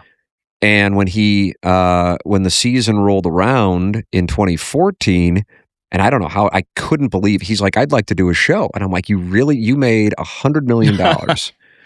And this is what you want to do. But these guys, you hear Jeff Suppan as we're sitting here. He's called into the show 4 straight days. Did he call in today? Called in four straight shows. This is incredible, by the way. What I'll say it, because if they say it, it really comes off the wrong way, which I totally understand. But I remember Edmund saying this. I feel like I don't know if Isringhausen said it. Maybe Chris Carpenter said it. That if you are lucky enough to be a professional athlete who makes a lot of money, you essentially are done in your mid-30s, like done. And you don't need to make any more money. And then on top of it, throughout all of your memory, all you've been doing is playing this sport. And therefore, even if you can't play the sport anymore, which you may have come to terms with, you still are missing the competition. And so you've got to kind of fill that void. and they get bored. Yeah, I bet. Now, the general public, 99.999% will never make that kind of money, don't want to hear it. So that's why I'm saying it as opposed to him. But I remember him saying he's kind of bored. And I said, well, if you really want to do this show, I'd love to do the show. So we started off doing TMA and then middays with me and Edmonds. And it really took because John Seymour, who was our producer, who was a great producer. I can't say enough good things about him. The guests he was able to book. But he would call these former ball players or current ball players and say, hey, you want to come on a show with Jim Edmonds? Mm-hmm. And they would all say yes. And so we'd get these ridiculous guests. And we sold a lot of remotes because people would come out to see Edmonds and get autographs. And then the show started getting some popularity. I hate remotes, but I did what I needed to do to get the thing profitable. Gotcha. And then we moved it to afternoon drive because it became, and it really was because of Seymour and Edmonds. I just happened to be the person running point. It was a really good show because he got great guests on, and the guests would talk because they're talking to Edmonds. Like if we just got them on TMA, number one, they'd never come on. But number two, if they did, they would give you the kind of the Bull Durham cliche answers. But because Edmonds was there, they would like riff off each other. I remember Brett Favre would just call in just because he was bored on his own. We had Pete Rose on multiple times. We would get these incredible interviews, and not just with baseball players. I remember Madonna was on, a bunch of guys in the NFL, Favre, like I said. At the time, you had the St. Louis Rams on. And it was a really good show. And then Jim went on that fucking Real Housewives thing. and he's like, I can't do this. And then he was in a miserable place because of it, and the show ended. But that show was critical in the TMA timeline because that advertising revenue allowed 920 to become profitable, which allowed us to keep going, which allowed us to, enter the next iteration of the show's history. Sure. So that doing that show, which again was certainly a sacrifice to do 2 shows and run the whole station, it was a necessity, and it also allowed us to experience growth. Yeah. So that was incredibly important on the timeline. Was it Edmonds, or was it when you did the work with Joe Buck that Charlie Sheen called in? And that was with Joe Buck. Okay, Charlie Sheen. Yeah. He broke down Lance Berkman's unbelievable broken bat. Unbelievable. Like it was I was like, oh my God, this is great. He was so good. I need the other Charlie Sheen on this show, but sorry, I didn't know there were 2 different Charlie Sheens. No, well, I mean, one's sober and one wasn't. But I think he was still fucked up when he did that interview. But he was so about baseball was incredible, right? But he was coming off of the Tiger Blood thing, and I think that was 2011. I think, because when it was the Berkman with me and Joe. It was 2012. That World Series. Okay, yeah. Yes, that's right. That's exactly right. So Joe and I did a show for a week because we were talking about doing a podcast, and he was coming off that HBO thing with Artie Lange, and in his mind, he didn't want to go through that again. And I said, "I'm telling you that." He goes, "But HBO made me use so and so's jets to fly Favre again." Favre was on that episode, if I'm not mistaken, up to New York, and I had to book all the guests. I don't want to have to book all the guests. I said, it's one thing to ask people to fly up to New York. It's another thing if you just text them and say, hey, can you come on for 10 minutes? And so there was an episode for sure, and I can't recall who the people were. I think it was Alex Rodriguez and Wayne Gretzky, or it might have been John Hamm. It was unbelievable. She recognized the name. People. Yeah, you recognize names. Welcome back, Gretzky. Zoe. Thank you. And we were on with, let's say it was Alex Rodriguez, and then the producer came in our headphones and goes, hey, just so you know, Gretzky's on hold now. And we just were turning these interviews out. It was just an unbelievable week of shows, and Joe was in on doing it. And, who knows what that thing could have turned, because this was before podcasting became what it is now. This was 2012. Yeah. And then I think FS1 launched. And he was going to be doing something on FS1, and plus he just doesn't need it, I mean, he's making even more now, but he's obviously making a lot then. And I was like, man, I remember having a conversation with him. It's where Louis is now. It used to be called Jimmy's on the Park. Yeah, absolutely. So I was having dinner with my wife and her parents, and he came up, and we were going to talk about this thing. We sat there at the bar while we were having dinner, and I said, I got to just run out real quick. And he goes, here's what it is. Here's the deal. He told me why it would work, what he would have to make it work. And I appreciate it. It wasn't like a brag about what he's making. And I said, I'm telling you, man, without question, we can make that. And he goes, all right, then I'd really be interested in doing it. And he really was interested in doing it. But at the time, he was doing NFL and baseball. To think he would do a daily show would be absurd. He's kind of he wasn't a baseball player like Edmund, so he's still grinding, not just turning off the light switch and now what? Going farming in Tennessee, I think is where he ended up. Tennessee farming. But Joe, it seems like Joe Buck works his fucking ass off. Well, now he doesn't do baseball, so he only has to do football. And so I'm really happy for him. I think if there is a person, and I know he's national, but in St. Louis, in the St. Louis area, and I think maybe it's changed over the last 5 to 10 years, but there was for a period of time in the 2000s when he left to do national games and wasn't calling the local games, where this thing became, well, you're not your dad, and you left St. Louis behind. He is so prideful of St. Louis, cares about the area, and he's such a great guy that it would really irritate me when people would say that, and obviously they didn't know him, but they had it wrong. Sure. It's like when Brian Burwell died. And I remember talking to Mike Claiborne, and I was scared to death. I know it's going to make you think of the belt buckle thing. I offered Ashley to this gentleman. I remember you talking about this because then he got in your face and he said, he cocked his belt buckle and said, "Be careful! Be careful! Don't bite off more. You can." Yeah. He was ready to go, and I still have fucking nightmares of this. Ashley would just it's not. Tim was right there too. I think we both started trembling. Yeah, I witnessed it. He was ready to go. He was going to take you up on it. He was going to take you up on it. But I remember Claiborne telling me, he goes, "How you doing?" He just called me because I was about to fly. I think it was Missouri in the SEC championship, 2013 or 14. And I said, I'm so happy that now maybe people are, realizing how great that guy was. Now, I disagreed with a lot of what he wrote, and I didn't really care for a lot of what he wrote. Really? But that's interesting. Yeah, but I thought he was. But I think he was a great man. He was a really good human being who dealt with a lot of bullshit. And I remember Claiborne going, he goes, maybe people now realize they got that one wrong. They were wrong on that one. And I put Joe Buck in that category, although I think Joe Buck has kind of had this renaissance in part because of podcasts where he can show his personality, and people are like, oh, okay, the thing about him being, he's been in St. Louis. He could have moved to wherever the hell he wanted here over the last 25 years. He makes an absurd amount of money, and he stays in St. Louis and cares about St. Louis passionately. Every once in a while. Absolutely. Yeah. Eating pizza and talking to whoever. Absolutely. Comes up to Couldn't be a better guy. I was just telling you last week, I saw him I didn't see him last week, but I saw him at the Kinko's, the FedEx printing place over by Ob Clark. Oh, is that right? Right across from there. Yeah, he was super cool. Like, I'm like, oh, hey, you're Joe Buck. Printing off some stuff. Yeah. He's like, yeah. I'm like, it's nice to meet you. I'm not going to bother you. And I think he appreciated that.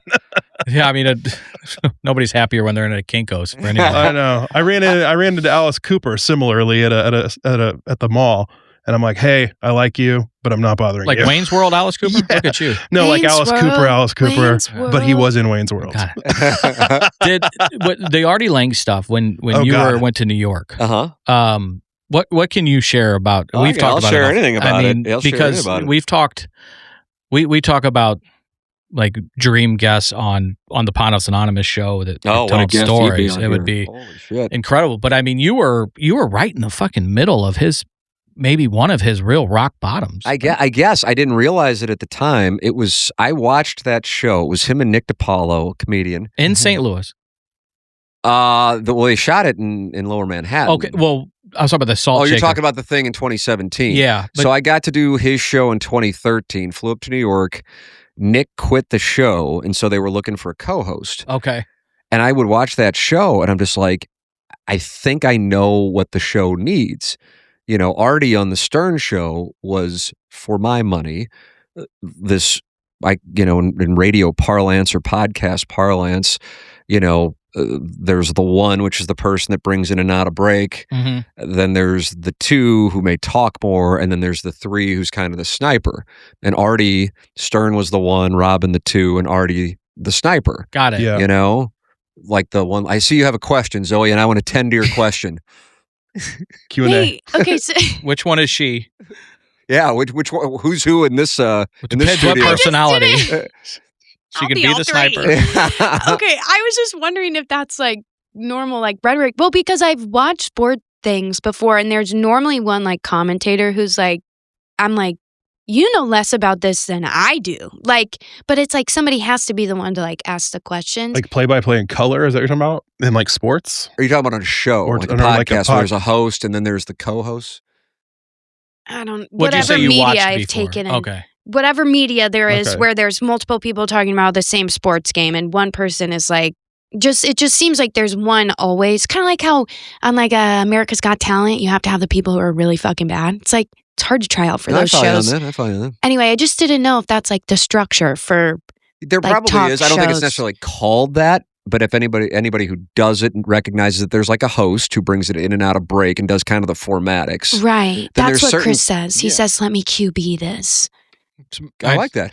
That She- would mean he's the one. Right. She gets So mad he's the one. if I tell her to tone down the Q&A. I got real in trouble for that. And I'm witnessing the patriarchy here right now firsthand. I'm appalled. Just imagine being invited to a business meeting after you know they've been happening for months. You have not received an invite. These were men's only business. These are the good business at the meetings. MAC. I call them the good business They were at the meetings. MAC. Right. Capital upstairs. G. Right. Yeah. Oh my God. And then he's like, "Hey, there's this call. I really need you to like be on time for this. I really need you to lock in, check how your text, condescending. check your." I'm appalled again. No, I'm like, okay, I can do this. Like, I'm being trusted with this responsibility. I'm like, because yes, it did piss me off when he was like, "Check your text," but I was I there. like watching this play out. Oh, yeah. Because I'm like trying to be on the meeting. I'm trying to like, I'm part of this. And then he hits me with but I just, and I was like, it was like I could feel the fire. Like I was about to breathe it. I was like, fucking what? You want me to take notes for you? Is that what and he was like, not, but just, sometimes you get a little. Anyway, it was one of I those said where he Q&A. like pussyfooted all around it. And then he was like, just chill on the Q&A. I was like, oh, so you want me to just Listen be only. confused? So then we were at an event just Friday, and we're talking with it was a charity event. We were working a table for Underground Drug Church, for Tom Ponoff 11 Foundation, for this podcast network, and this like executive director of this came up and she started introducing herself, and Zoe goes, "Is it okay if I have a little Q&A?" And then right, and I'm you like, got permission for it. "Oh, it was," But it and she came with gave a me little this edge. fucking Came with a look. little I edge. was like, she's still hanging on to that one. Well, okay, yeah, sue me. Would So- hate to embarrass you. No, you did great, and good Q and A to the there's a 1. I think Yeah, who's the 2 here? I think I can be 2 to Chairman Kurt is 1,000. pointing at Zoe. Well, who's the 3? They're both kind of the snipers, You get to be the threes. he's What the does technical a sniper genius. mean? So like the one-liner. So you have the host bringing in on a break, and then the host is usually riffing with the 2. Okay. And then like somebody with like a quick wit, like Artie, would Yeah. like fire like a sniper from out of nowhere. And that's The what made best. that show, in my opinion, Artie, yeah. the best. Was made it. Yes. I was when they went to Sirius, that first maybe 4 years they were at Sirius, some of the best radio I've ever heard in my 100%, life. man. Really? Because you had Artie was still on it. Okay. Yes. And it was freed up. It was and Yeah. in the podcasting world hadn't really had its advent yet, Mm-mm. so that product was super unique. So It good. was great. When Couldn't was it agree on more. TV? It was on a comedy In show the It was in on the, E and in the then- early aughts. before Sirius, Correct. Yes, Okay. that's correct. which was before YouTube. Even I feel That's correct. Yeah, it was in the infancy of YouTube. But watching that show, I thought he needs a 1. right. And I can do that, and I can Mm. set him up and get out of the way. That was my logic. Yeah. And I knew that even though Joe had the famous thing with him at HBO, I knew they were really close. Artie had Joe write the foreword for his book. Artie felt terribly about what happened. Joe felt like HBO mishandled. He said that publicly. So I've I'm not heard him say speaking of that, school. yeah. Yeah. Because he told Artie to give him shit. yeah, and he So- chirped him pretty I mean, hard. He went hard, but Yeah. So I said, hey, I'm watching this show. I don't know if you ever watch Artie's show. I said, I know you're still in touch with him. If they're looking for somebody, I think I could fill that role. And it was 20. Yes and amen. Put yourself out there. Absolutely. Oh my God. So they had me send them a reel, and they obviously, I guess liked it enough to fly me up there. And I did a couple of shows. And I remember watching those or listening to them. I remember this because it was like, I remember my rock bottom, even though you'd think I didn't because I was fucked up. But I Yeah. would sit at the table. Was this 13? it's 2013. Yeah, Like and that's- February or March 2013. Between 12 and 14 were and I would sit at this table and I'd listen, and I I would laugh and smile, and I didn't do that often. So just to the Artie shows. Well, to you guys, your work. I was always a big fan of yours. What really attracted me to you, besides your looks and your calves, is fucking screaming, and the way you service wives. He went on when Learn was on here. He could not stop talking about your calves.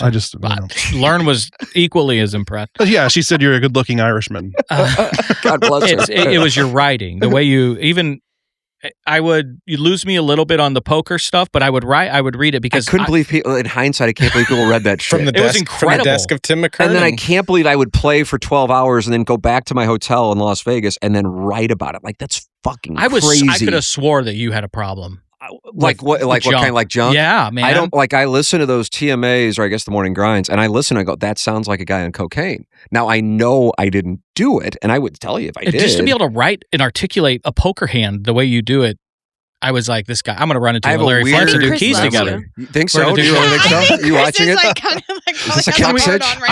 I would love, and I don't want to embarrass him, but I would love to share the text message he sent to all of us yesterday. What was the text message? I just told him to be on their fucking best. He basically was like, don't embarrass me. Yeah. And he was he talking to you, Zoe? I was like, okay, I'll bow out for this. No, Zoe, no, I appreciate how much you've talked because he also basically said to shut up and let him talk to you. I was ready to just let you ISO and just go one-on-one today. Fuck that. I texted him separately and was like, if you want me on there, I'll be there. But I have things to say.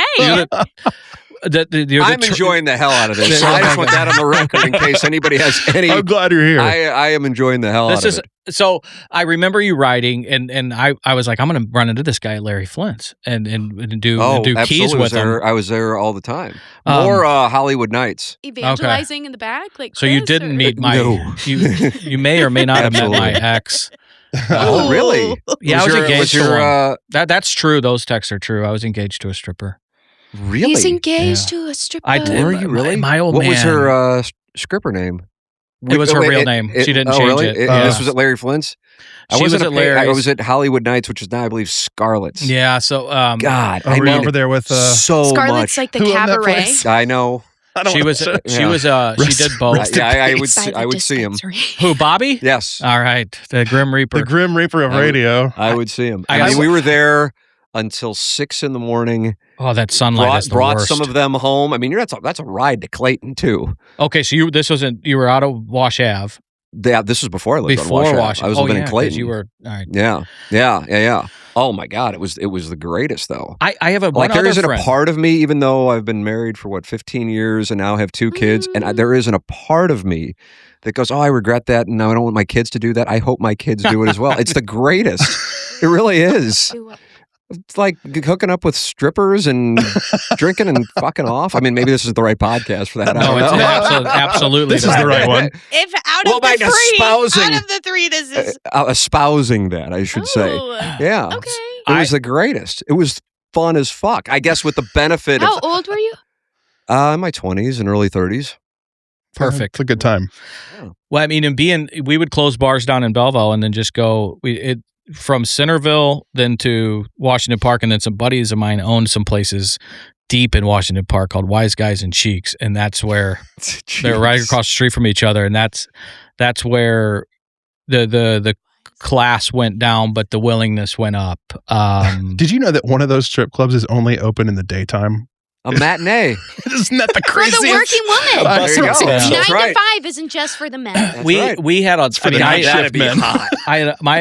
There were like women coming in because they need their fix of other women. I just sit there like with like a mask on and watch. I'd be the happiest motherfucker in town. They have to put anybody who watches in like a little cage on the side. Ashley, I wasn't some creep at the stage with like the dollar bills, and then some real dirtbags would like fold the dollar bill over their face and let the girls squat down and pick it up. It's fucking gross. Whoa. Mm-hmm. Yeah. Sorry. I'm at the bar. See, Chairman just sniped. Chairman's the 3. Yeah, he's the 3. I'm at the bar, talking to the bartender, paying attention, and then usually going, for the after party situation was the play. And if you had, when you're not, a 9 out of 10 or real tall, you got to have a sack full of blow, and that's usually right. you makes up for what other shortcomings you have, especially with them. And it was sometimes like shooting fish in a barrel. Is that right? Really? He'd say, "I've got some junk. You want to go party?" Oh, and absolutely. That was the game. Yeah, I mean, you go back to the house in Belleville or wherever hotel, and it's all she wrote. I developed a relationship with one of them, and that's where my old man. And then for some reason, again, did the engagement thing, and that's where my old man did say, I told you to fuck her, not to marry her, you dumb fuck." And he gave me some real pearls, and that was one of them. In fact, he's such a lover boy. We slowed down a little bit, and his last words to me, and this is no bullshit. It was a Friday night. I said, me and her and are gonna barbecue, sit outside on the patio. He was stressed about something. Come on over, and we're gonna have some drinks, barbecue, and the kids will be playing. And there were some kids on her side that would be playing in the yard. And he said, "You know what?" He goes, "I would rather have a hot cattle prod shoved up my fucking asshole than come over there, sit on your patio with her and those kids and play house. Thanks, but no thanks." And those are his your last. Dad sounds like my kind of guy. His last words to me, and I would have it no other way. Because what the fuck was I thinking he was going to come over there and hang out with us on the patio? Oh, that's have a drink. That's outstanding. You would have loved him, Tim. God, that's outstanding. I love that. I'm from the tough love school too. Seriously, would rather have a hot cattle prod shoved up my ass. Amen. But there were some fun times. When you were doing the poker thing, that's when I was like, man, how do you stay up and play poker for as long as you did, and then write about it for as articulate and thorough? You have like a great attention span. I don't know what the deal with it is, Zoe. It's odd. Insane. It's an I've odd been noticing memory. it like this Really? whole time. Yeah. So I'm like locked in. That's good. You're really good at like finishing stories and sentences and circling back and not interrupting. For sure. I got to get to Artie. I know I still got Artie Lange hanging out there, so I got to make sure I close the circle on that one. Yeah, we do need to talk about him for sure. Yeah, I don't know what the deal with it is. I got a weird memory. I think there's. I'm not bullshit. I think there's something wrong. I really mean that. I'm not being self-deprecating. I don't know what it is. Is it an only you thing? You siblings got this? Did that feel self-deprecating? What's that? Does anybody feel like Tim needs to do 3 put-ups? No, we don't. Self-deprecating? What goes on? She gets mad. She thinks that's self-deprecating. She thinks that is a put down to yourself, and I'm self-deprecating is that's what it is, putting the self down. So if I say something bad about myself, I have to do 3 put-ups, Tim, and I have to say 3 good things about myself. Now I did say I'm not being self-deprecating. But that's why I went in for the to follow up to see if it is. But I see. really, truly. Here's something I've watched, and I'm not putting myself in this category at all, but I remember anybody watch Letterman's interview series? I don't feel like it really tracks well on Netflix. I haven't. I know what you're talking about. You know what I'm talking about? He did Obama. And he's had Stern, Jay-Z. Right. There have been some really good ones. Some is of them on fall Netflix, flat. though? Yeah. And I love interview shows. I love this kind of stuff. And Letterman and Stern, who I think are famously socially strange away from their shows, I feel like my show allows me to function like a normal human being, and then outside of my show, I'm a fucking wreck. I'm screaming. Sitting in your basement. Yeah. I mean, that's really how it. Now the people who know me say you say that, and that's not the way that it is. I don't know. I just know that I prefer. Like yesterday, we were with my wife's family, hanging out, having good Italian side, right? The Italian side. That's correct. And Sicilian adjacent, and my wife's mom, my mother-in-law, goes, "We got a big birthday coming up here in 5 months," and I'm thinking to myself, I'm like, God, I go. I love whoever that lady is. Yeah, she's very kind. Big fan of the show too. Oh, Jesus. I don't know how she compartmentalizes it.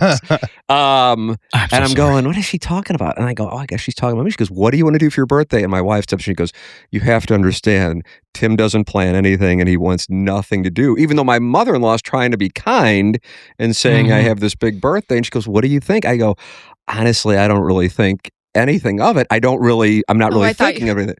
It's just not the way that I work. But most people are like, that's so kind of you. I don't know. I'll think about it. And my mother-in-law is like, well, wouldn't you want to have a bunch of friends over? And my wife goes, that's Tim's worst nightmare. Oh my God, are you an introvert? I don't know. I really don't know. But totally. I'm saying this from a place of sincerity. I think my favorite time of the day is from about 5 to 6:30 when I'm up and functioning, and yet nobody can get to me. Which sounds really weird. No, that's how I am. I love that. The little guys, like everybody's 1:30 sleeping. to 3. Everybody's sleeping. And I think I'm used to, but again, I think it's part of the job. So the show, fortunately, has had this great run, but also the cost of that is, especially in an era that the show got popular at first during message boards and then eventually social media, that people think they know you. Yeah. And so therefore, the parasocial relationship. So therefore, most of the time when people are contacting me, they want something. And so if I see my phone, with a lot of ticket requests. Well, that did happen. It hasn't happened a long time where people would ask for tickets, although it did happen over the weekend. Now that I think about it, it really did. Damn. It was kind of Was it direct, or was it, do you know anybody who might have some tickets? It was that. It was that. Fucker, just ask for him. Yeah, but it was an older lady, and I know it came from a good place, right. and she was doing it on behalf of her you're son. a really nice guy. Oh, I'm not though, Zoe. I'm a really nice bad person. So yeah, I think that might be where it is. It's like, okay, I don't have anything at this moment, and I love it. I really do. And I love that, like, Chairman is somebody, Gabe DeArmond, the Colonel, Jackson. These are people who I know are up early that I can communicate with, and they're probably enjoying the same serenity at that moment. Sure. And so we're in our own little club, but otherwise, unless Kai's over there. Sweet Kai is busy at the time. You're getting him? Oh, I'm going to get him. Piggy. I'm going to get him. He's got his ball gag in as we speak. Yeah. So I don't know what the fuck's going on. But I mean this. Something isn't right. I'm accepting. Yeah, I don't know what it is, though. What do you think it is? What do you think's going on? I'll let you know. Me. Give me a week. Okay. You're going to study for a week? Yeah. Come back? Repeat episode? I don't know what the fuck it is. Give me your email. I'll send you your thing. Yeah, you just tell have me to what pay the me fuck's $20. wrong with me. Because you could say I'm an introvert, but then I'm like, I don't think, but I don't know. I think she'd have to meet memory. Anna Marie first and get. I think if she had a conversation, she'd be able to maybe clock you. Anna Marie is definitely an extrovert. Yes, I get great. that. I get that. Definitely an extrovert. From like when you guys are up at the restaurant and I see you guys, she's definitely an extrovert. I think it's kind of an Italian thing too. You think so? I mean, I don't know any Italians that are introverts. Actually, not is that right? About it. Not one. Yeah, that's I've fair. never met one. I really think don't about think it. I do. Now that I'm thinking about it. But you are self-deprecating. What you are truthful, like and you can be really direct about what you think about a topic. The parasocial stuff, you've said this to me before, where when you've had some real like freak show psychos, like you're like you either you're making it, I guess, when somebody, they either love you, they want to fuck you, or they want to kill you. Yeah, I can't tell the difference. But you're like, I just don't. Some people are into both. No, yeah, you don't have like, you're like, that sucks because I'm a St. Louis celebrity with even like the Jim Edmonds type money to fuck you type money. Yes, so that doesn't. It comes with a lot of the people that have to deal with that shit. Correct. That's a great question, and we have talked about that before. Because usually when it comes to that kind of stuff, you have enough where you can kind of go, okay, whatever. Right. And fortunately, things have gone well. Don't get me wrong, but I'm not sitting on 9 figures like he is. And even Jim with his 9 figures, clearly it got to him that he goes, okay, I got to get the fuck out of here, and goes to Tennessee. Right. But yeah, it's an odd dynamic. I don't know why that happened. The theory that I've had some people suggest is the accessibility. Because I think the funniest person on the show, without question, is Doug. Mm-hmm. Yeah. I love it. That really. I've seen You're the a show listener. maybe 4 times. I was about to say, you didn't strike me as a listener. I commented once on the YouTube. She was in Did the you YouTube really? chat one day. Yeah. What happened? As an actual woman? Mm-hmm. Because at that moment, they're all going to flock to you. I realized too late. Oh, I didn't. Chris set me up for failure in multiple ways. It was after our colleague parked at PNC Bank. Oh yeah, sure. And she jumped in the YouTube chat. He told me to call in, and I was like, that sounds very intimidating. And he was like, well, just send a text. I was like, worse. I'm just gonna watch it. I told you to? Yeah. Yeah. And then it was too many steps, and I just was like, I'll just pop in there. And then I saw Iggy in the comments, and I was like, he's very good active. morning, like, hi, Iggy. But then the messages, like, there was like a space in them. Like, too many people were talking at once. So then it just looked like I was saying good morning to like everyone. And so I think it might have been you. Whoever was looking at was like, and we have Zoe here. She says good morning. And I was like, that was probably I'm just like, me. that's one of these. Chairman Kurt has done some wonderful forensics on the YouTube chat, and there's a guy, and I guess the guy doesn't know that I know it's him, because I kind of feel like he would feel shame. Really? Some people are like who's creating multiple accounts and having conversations with himself. Oh my God. Way. I'm convinced of it. Yeah. Oh no, and gosh. I mean, It's probably true. Yeah, it is. and Shit. and yet, like, still interacts like we don't know. And I'm like, motherfucker, you gotta know we know by now. I mean, even giving you some hints, it's really fucking strange. But whatever. I mean, this is how I put reality it on the table. Algorithm. Let it. Yeah. It could be his reality. Again, lots of Adderall turns into some types of schizophrenia. Yeah. In there for 4 hours every day. I mean, every day, 4 hours. That's a commitment. Yeah. If only Artie would show up to the chat. Oh my God, it'd be the best. Has he gone silent? I don't know. I feel like I heard Joe doing a podcast recently and talking about him and how they occasionally text. Oh, it was on AJ Delario's podcast, which is the Gawker, Hulk Hogan, Bubba the Love Sponge, full circle we go. You saw me. You saw my eyes glaze over. I was like, you guys. Yeah, I got to bring you back in, Zoe.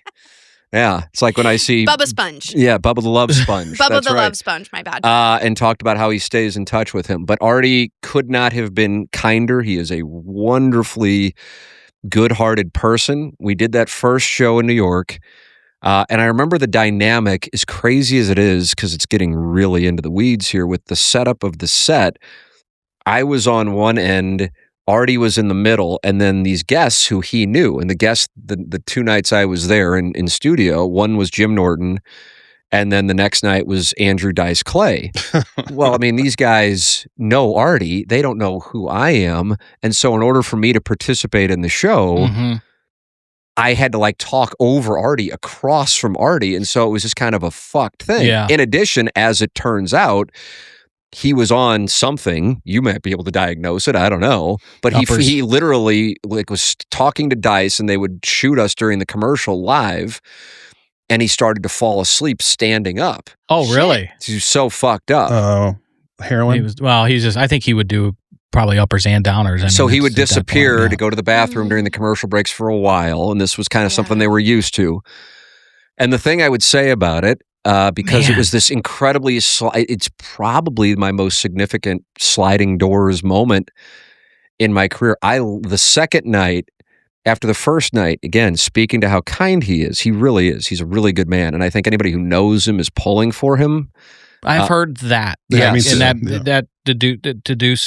can deduce that he's a really good guy. He's a good, when so many people are still pulling for him. That we got done with the show, and he goes, "So what are you guys doing tomorrow?" He said this to me and my wife. And I said, we're just going to hang out in New York. We don't have to do the show. I think the show New York. Wasn't going until like 10 at night. It was a nighttime show, obviously. And he goes, "Hey, I'm doing a set for this charity thing at Gotham Comedy. I think it was in Midtown. Do you want to come by?" And I'm like, "Oh, sure, that sounds good." And he goes, "And maybe we'll go get dinner, and then we'll go do the show." And I'm like, "Oh, how kind." He had this. I think they were engaged. It was a long-term girlfriend. And so we get to Gotham, and there is a line out the door, and I'm going, man, they must really be excited about seeing Artie tonight. This is 2013. He hadn't been on the Stern Show. I know he had already done the thing where he had stabbed himself trying to kill himself in his gut. I remember lifting up his shirt when we were doing the show, and you could see the scars on his gut. It was a legit suicide attempt. 100%. Yeah, he had so I was a huge Stern fan at this point. Okay. And he did this during the like Christmas break or something. And Do you remember what year that was, Jeff? Was that 2008, 2009? Is that right? Okay. Yeah. Holy shit. Yeah. Who's the one who was struggling with SUD? Yeah. Understatement. Yeah, he is. It was rough. And I remember him doing that, and I think he came back barely. Like he came back on the show for a little while. Did they talk about it on the Stern Show? Yeah, Okay. yeah. And he had like a bunch of hesitation marks and stuff like that. And then his mother came and found him. Oh, fuck. Yeah, and he had a place in Hoboken right across the river. And he later on, I'll finish the story, but he said, you got to come back up and we got to do the show. We can do it from my place and it overlooks the Manhattan skyline. So he made a lot of money. He would go on he would do the show in New York on Stern and then fly to Vegas and he was very upfront with because he would lose at gambling, like make $100,000 for a weekend and then piss it away and then fly back to New York. Bet sports in a big way and a mess. I remember you saying somebody told you that type of money, but on machines. I thought it was more like a John Daly thing. Maybe, that would just degen out on a fucking slot machine. John Daly. God. So we go to Gotham, and there's a line out the door, and he comes walking out to get us, and we're in line. We're just two people from St. Louis. These are all New Yorkers, and it's a charity thing, so it's, there's some high dollar, I guess. I mean, nobody's dressed up, but... So we go in there, he gets us, we walk through the line. Everybody's like, what's up, Artie? What's up, Artie? So we walk through the line. Already, I'm like, God, this guy, I'm just some random coming in to do this show for 2 nights. He comes out to get me. We go down to the green room. It's me, my wife, Artie, and his girlfriend at the time. I think her name was Adrian. He would talk about her on the Stern show. Super cool girl, and we're just bullshitting. He goes, what was it like to go to Missouri? He goes, I would have loved to have gone to school where they had like a big time football team and a basketball team. He goes, it'd be so great, man, with the broads. And the broads. He goes, and we're sitting, and this really happened. I still can't believe it. I hope it doesn't come off as name droppy. This is incredible. I love this shit. I'm in awe of that this happened. I still, like, when I tell the stories, I can't believe that it did happen. So we're just sitting there, and it's the 4 of us, and it's a green room, which is more like a locker room in the basement of Gotham. And Susie Essman comes through. Now, people may not know her name, but they would know her as Jeff's wife from Curb Your Enthusiasm. Yeah. Jeff, you fat fuck. And she couldn't be any more kind. And, we meet her, and then Gilbert Gottfried walks up. And now I just assume that they know each other.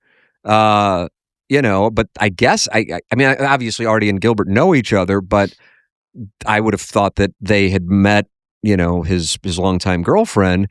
And so Artie introduces, I'm going to call her Adrian, that might not have been her name, to her and goes, what do you have, AIDS? Why are you with him? That was the way that he got introduced. He couldn't believe that this girl who's so beautiful was with, Artie, who wasn't. People say that shit to Ashley. Is that right? Yeah. They assume. The one time I introduced her to a woman who ran the tavern down here in Belleville, said, grabbed her cheeks. He goes, you don't look like a fucking stripper. What are you doing with this guy? No, it was Kathy. God rest her soul. Oh my God, Becky's that's funny. mom. It was incredible. So we go upstairs. Artie does his set. I mean, it's effortless. It's like, take your pick of whoever's at the absolute top of their game. God. It's effortless. But Artie, Dave Attell that night, Susie Essman, Gilbert Gottfried, and we're leaving and we're going to go to dinner. And I guess there's a car service or something like that. Whatever, waiting for us. And we're going out there, and then we're going to go to the studio, which was in Soho. And right as we're walking out, and there's this line still, and they said, ladies and gentlemen, as a special guest tonight for tonight's charity, Jerry Seinfeld is here. Whoa. And it's just this, like 200. You think you're on an acid trip here? I can't believe it. But what stood out to me is I remember pausing, and then the look on Artie's face, like, holy shit, like it was a big deal. Oh, wow, that's fun. So he goes, that takes it to the next level. That's right. Yeah. And so we turn around, because I'm just happy to be here. I'm just a boy. I will go wherever Artie goes. Yeah, 100%. And with the journalism school. With our, I guess, in my case, wife, in his case, girlfriend, and we turn back around and we go back in there. And so Seinfeld's up there. I have a handful of like these grainy pictures still of Seinfeld. And he just is in there and he's just working out material to find out which works, and then the timing and the pacing and the syllables and so on that he's so, nuanced about. But what stood out to me outside of that, I'm like, 50 feet away from Jerry Seinfeld in a very small room working on material on a random Tuesday night, is that when I looked around and I saw Attell and Gilbert and Artie and Susie Essman watching like they're watching Michael Jordan play, even though they're all stars themselves. Right. Like, okay, like they're the fucking man is here and we're going to watch him do his Tigers thing. On the tee box. Exact kind of thing. Yeah, it was unbelievable. So then we leave from that and go back we'll go to our studio, and I remember Artie going, "Yeah, I mean that's just the way that it is in New York. I mean, like Seinfeld and Rock, they'll just show up and they'll just try their shit out, man. They'll just try their shit out. That's what they do." So we go and do the show. David Freese was on that night. Now I had booked that. That was fresh off of his World Series shit. Now I didn't know Freese was going through his own shit at the time. Freese with an S? That's correct. Man, you don't know who David Freese is. The look of satisfaction on your face. Know. Oh, because she be knowing. I be knowing about sports. Keep going. So Dice Clay is in that night. They had a falling out. You might return. Yeah, there was something on Stern. I don't know what it was. Something about money. Something about money. With Artie, this is the other thing. He's such a good guy that unfortunately he gave money to everyone. Yes, he kind of had an MC Hammer thing. He went bust because of that. It's my fucking double. Oh, is that right? That's your guy? It's not funny. Italian giving money not away? funny and fat and coked up. Like, that's what all it is. But like very life. Generous. Yeah, good heart. That's the thing. He would. People are pulling for you. KG's got a potty. Is that right? and Zoe warned me about this. His stream could be coming. You can hear this? Let's see how healthy he is. No, KG's actually really kind about it. He pees up against the side of the book. Sorry. You like KG. Love him. Yeah, I can tell. Love him. You have a special place in your heart for him. I can tell. What does that mean? I'm just telling you. You spoke. Your pitch changed, and you're just like a really, sympathetic thing. She's right there again. Your eyes, your brows furrowed. Well, because I'm thinking there it is about again. You see it now. The difference. The difference between go to Frontenac and you get that frozen out. They'll never know your brows furrow. The smoothest skin and eyebrows not moving. Frontenac. I'll look like this all the time. Exactly Hi, welcome to... No, Chris it's all about him, and he just goes in there, he waits till he has to pee so bad, and then it's like fire hose. But KG, he pees up against the side of the bowl. Oh, is that right? Really? You know this? He told me. Oh, wow. Yeah, because, look at him. We're just talking about your urinary habits. You have a nice track. Stream track. Yeah. And you piss up against the side of the bowl, apparently? I do, to try to drown out the noise. That's a veteran move, because man. that's a thoughtful man. That's a veteran, I think you were sitting down is what was happening. Oh, do you sit down? I didn't today. I have in the past. Do you look at a gentleman differently if you know he... No, not at all. Right. Because large theme, he was trying to be less disruptive for me. And that's why I do have a special place in my heart for KG. I picked up on that. I picked up on that while you were in there sitting. Furrowed too much when I talked about Chris. I was like, KG thinks of my feelings. Yeah, I picked up a furrowed brow. Have to go get some Botox. Dice and Artie had whatever they had. Yeah. So now they're close again. I remember sitting there. Artie went to the bathroom as he did. And so I'm sitting there. It's just me and Dice, and it's a commercial break. And I'm like, I got a chance to talk to Dice here. And I go, what's it? Well, he was talking about how his son was in a band and playing like a residency at the Hard Rock Hotel, which at the time was a big deal. And it's coming back where Entourage was. Yeah. In fact, in Entourage, I don't know if you ever watched Entourage. Oh, sure. His son did a cameo. Did he really? Yeah, playing drums in the back. That's right. You're right. I forgot about that. What episode? Whenever Johnny was getting that doing cartoon with Dice. Johnny's Bananas. Yeah. Okay. Johnny Bananas, yeah. So they had the history there. So I said, this is me and him bullshitting off air. I said, what's a bigger thrill? Playing, because he would play stadiums. I mean, he played, Giant Stadium, I think? I mean, holy fuck. Imagine that with a comedy show. He was like the first guy to do that. 100%, yeah. And, or seeing, your kid ascend like he is, he goes, fuck, man. He goes, my kid. And he, you could just tell he also is a good guy. Yeah. He has his act, but you could tell he's a good guy. And then him and Artie were talking off air. And then I remember Artie, just like Stern fans have the sycophants, and the audience is turned on Stern, which is kind of the same thing.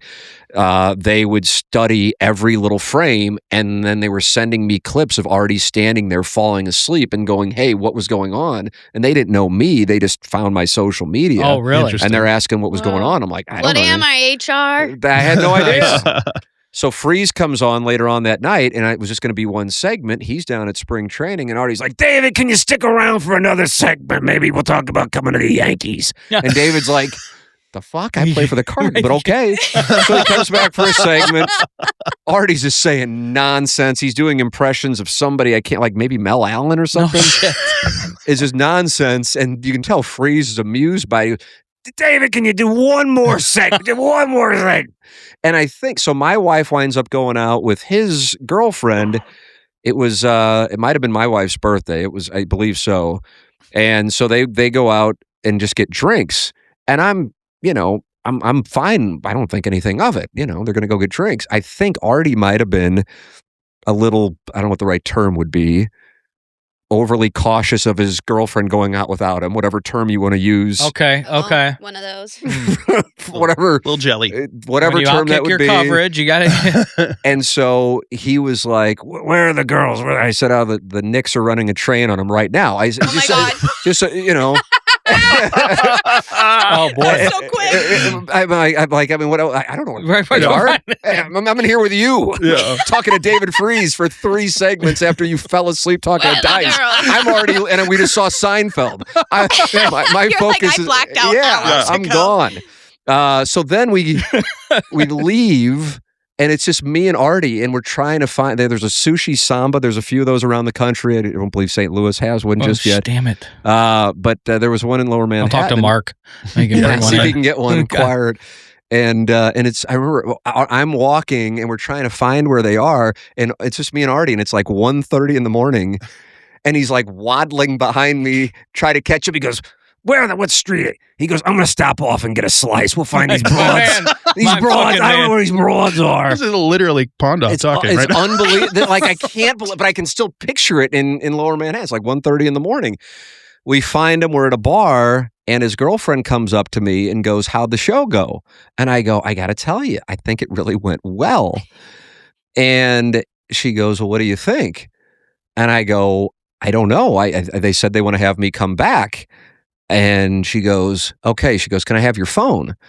And I go, okay, odd thing. This is 2013. Sure. She takes my phone. She takes my wife's phone. She turns them both off and moves them to the side. And she goes, you can't take the job. And I Holy shit. I go, yeah, I don't know if I've ever told the story before, but it happens or whatever. Yes. Okay. Yeah.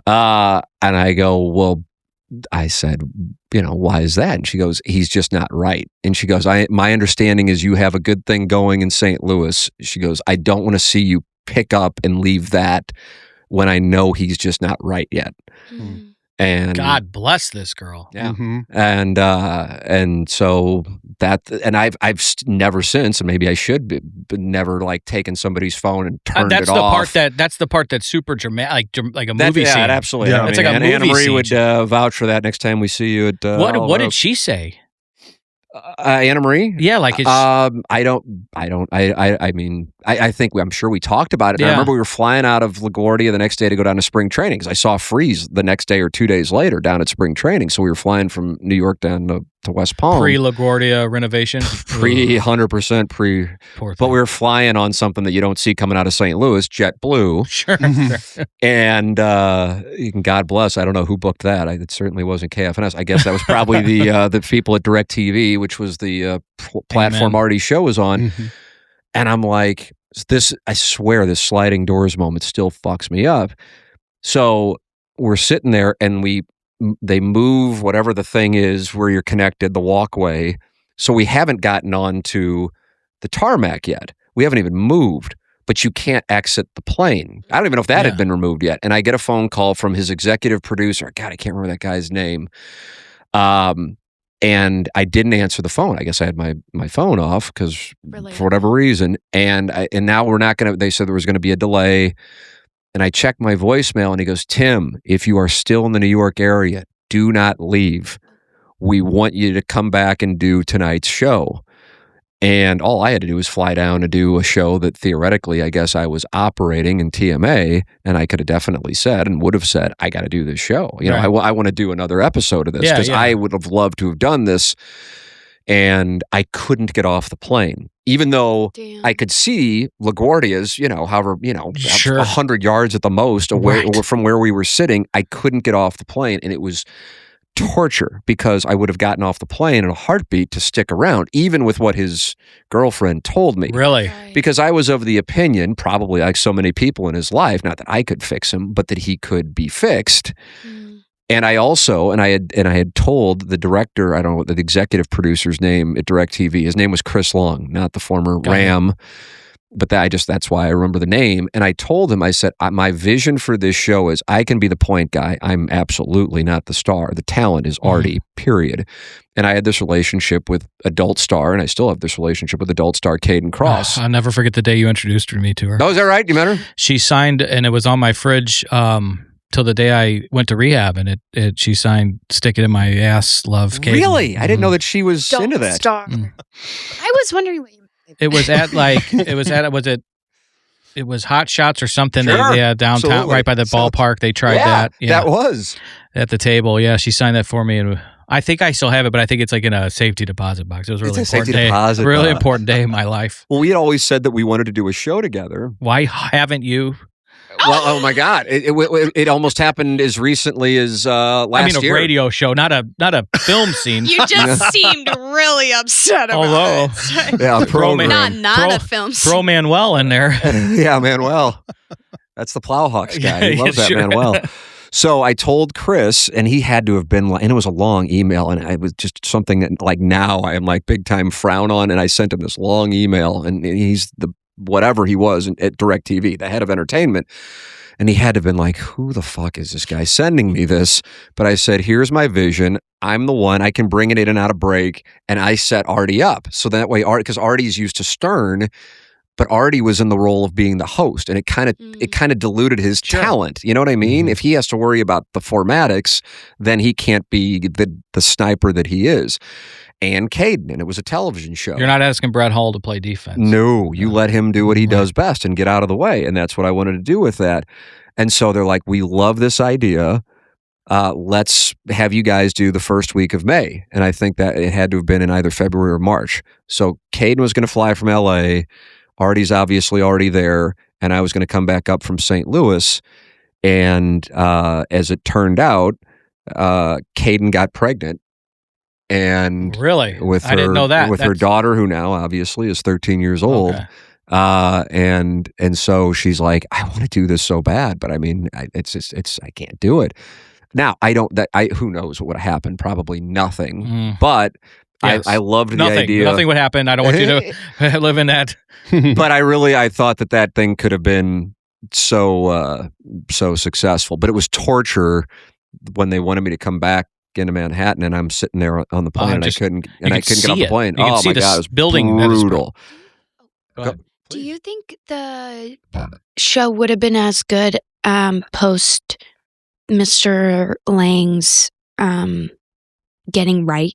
Like, because the show was really good, like could have been good because he's a sniper, whatever. How much of that was like I see what you're saying. Like his talent may have been a byproduct of his So like if you've gone back and like I don't know. That's actually a really good It's really question. hard to say because he was messed up all the time. Even from his Mad TV days. Do you remember the story about the him dressed up as Babe the Pig and the cocaine? And cocaine. He took a key and carved a thing in the plastic nose. Very nice. So he could do coke. Sure. Yeah. I mean, it's just been part. And then I saw him, the thing that you're making reference to was 2017. And so 4 years later, give or take. 4 years later, and I think he was on TMA that morning. He was playing at the Funny Bone at Westport. And his producer, who included me in a tweet like just as recently as yesterday, his name's Dan Filato. He's really close with Kelly Chase. Your Twitter with Mark game's Grace. Good. It doesn't exist. It's just the blonde. It's just the blonde mom from LSU. Yeah. Included me in something. He's a big Cubs fan. Really close with Bill Murray too.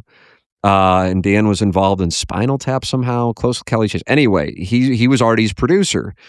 He was the producer for the guy who did the Disco Demolition famed thing way back when, predating all of us at the White Sox old ballpark. I was thinking it was Comiskey, right? Comiskey Park, that's right. So Dan was adamant that this show, I need to be with Artie and do this show. And he said, Artie's going to be in town. Let's have you guys do something and we can play this for some executives. So Artie came on TMA. He was great, fine. And he goes, man, this show is great. You guys never have to take a break. He goes, that's the way I like to do a show. I don't want a break. And so he does his show at Westport. I see him walk in, and I'm like, he's clearly not right. You know, you can just tell instantaneously, as I'm sure, you guys can spot that. And I'm driving home, and I'm like, man, that sucks to see him like that. Like worse than when I saw him in 2013. Yeah. but he still did his set effortlessly. I'm That's driving so home. wild, oh man. yeah, it's just, I mean, they just can do it. And I'm driving home, and I'm, Westport, so I'm 270 south, and Dan calls me. And earlier that day, there was a story on TMZ that he'd been arrested in Hoboken, I think at a parking garage, because there's not an airport there, but I don't know. But he had been arrested, and I don't know what it was, but for something drug related. And I remember like going, holy shit, he's coming to St. Louis and he's got this stuff going on. So I'm driving on 270 southbound to go back to my house from Westport. And Dan calls me, goes, hey, what are you doing? I said, well, I already left. He goes, Artie really wants to talk with you. And I'm like, I mean, we know each other, but we're not like close. We haven't, spent much. I guess we've texted here and there, but it's not like we're close. And he goes, can you turn around and come back? He really wants to see you. And in my mind, I'm going, this guy's coming off of this story on TMZ, an arrest. I just saw him. He's clearly not in a good headspace. And I'm like, holy shit, is he saying you got to come back to talk to him because he might hurt himself? And obviously he had done that before, and I saw the scars. So I immediately turn around and head back to Westport, and he tells me the room that he's in, and I knock on the door, and I'm thinking it's just going to be me and Artie, and I might have to do whatever I can. But you're pitting your stomach. Holy shit. And I walk in there, and there's just like 6 guys just sitting around watching TV in silence. And I go, what my worst fear. Fuck is this? And Artie's nowhere to be found.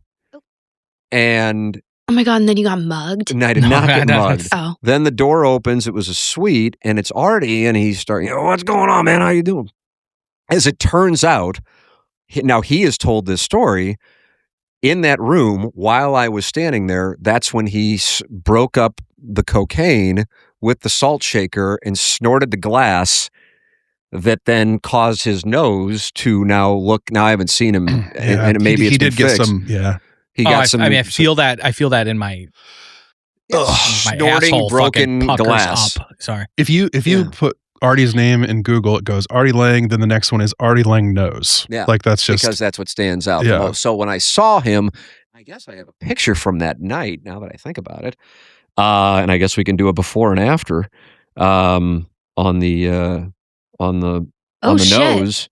But it was that night. Now, it hadn't happened yet, but he was fine. But I was thinking to myself, holy shit, he's going to be in a spot where he's potentially suicidal, and his producer, who he's super close with, is going, you need to get there to intervene, And again, this is somebody it's not like I have a close relationship with. He's just, gone through, and he'd be the first one to say, put himself through. Sure.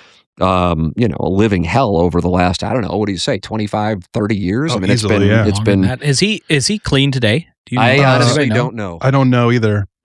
It makes you wonder because he's been out of the spotlight. I know, that's the thing. Helps. I wonder if that helps, actually. Well, helps. Have you read his books? I have read Too Fat to Fish. Yeah. And I can't recall what the other one was. I need to start audio one. I need to start audio one. He reminds me a little bit like, he's in the Dead Dads Club too.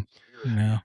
So that's that night. I mean, there we are. And his nose is normal, but he had just snorted, per his recollection. God, look at his hair. He had just snorted the so then his nose changed. I mean, the last picture I saw him, he looked a lot better. He was thinner. I don't know what she's saying. The beard's great. It's a no beard versus the beard. What are we talking about here? Does your wife not like the beard? My wife does not like the beard. She prefers. She likes that little. I have to run out of here. I'm sorry. So, all right. I'll see you, brother. Take care. Did I keep you guys too long? I apologize. No, I just have a day job. Yeah. No.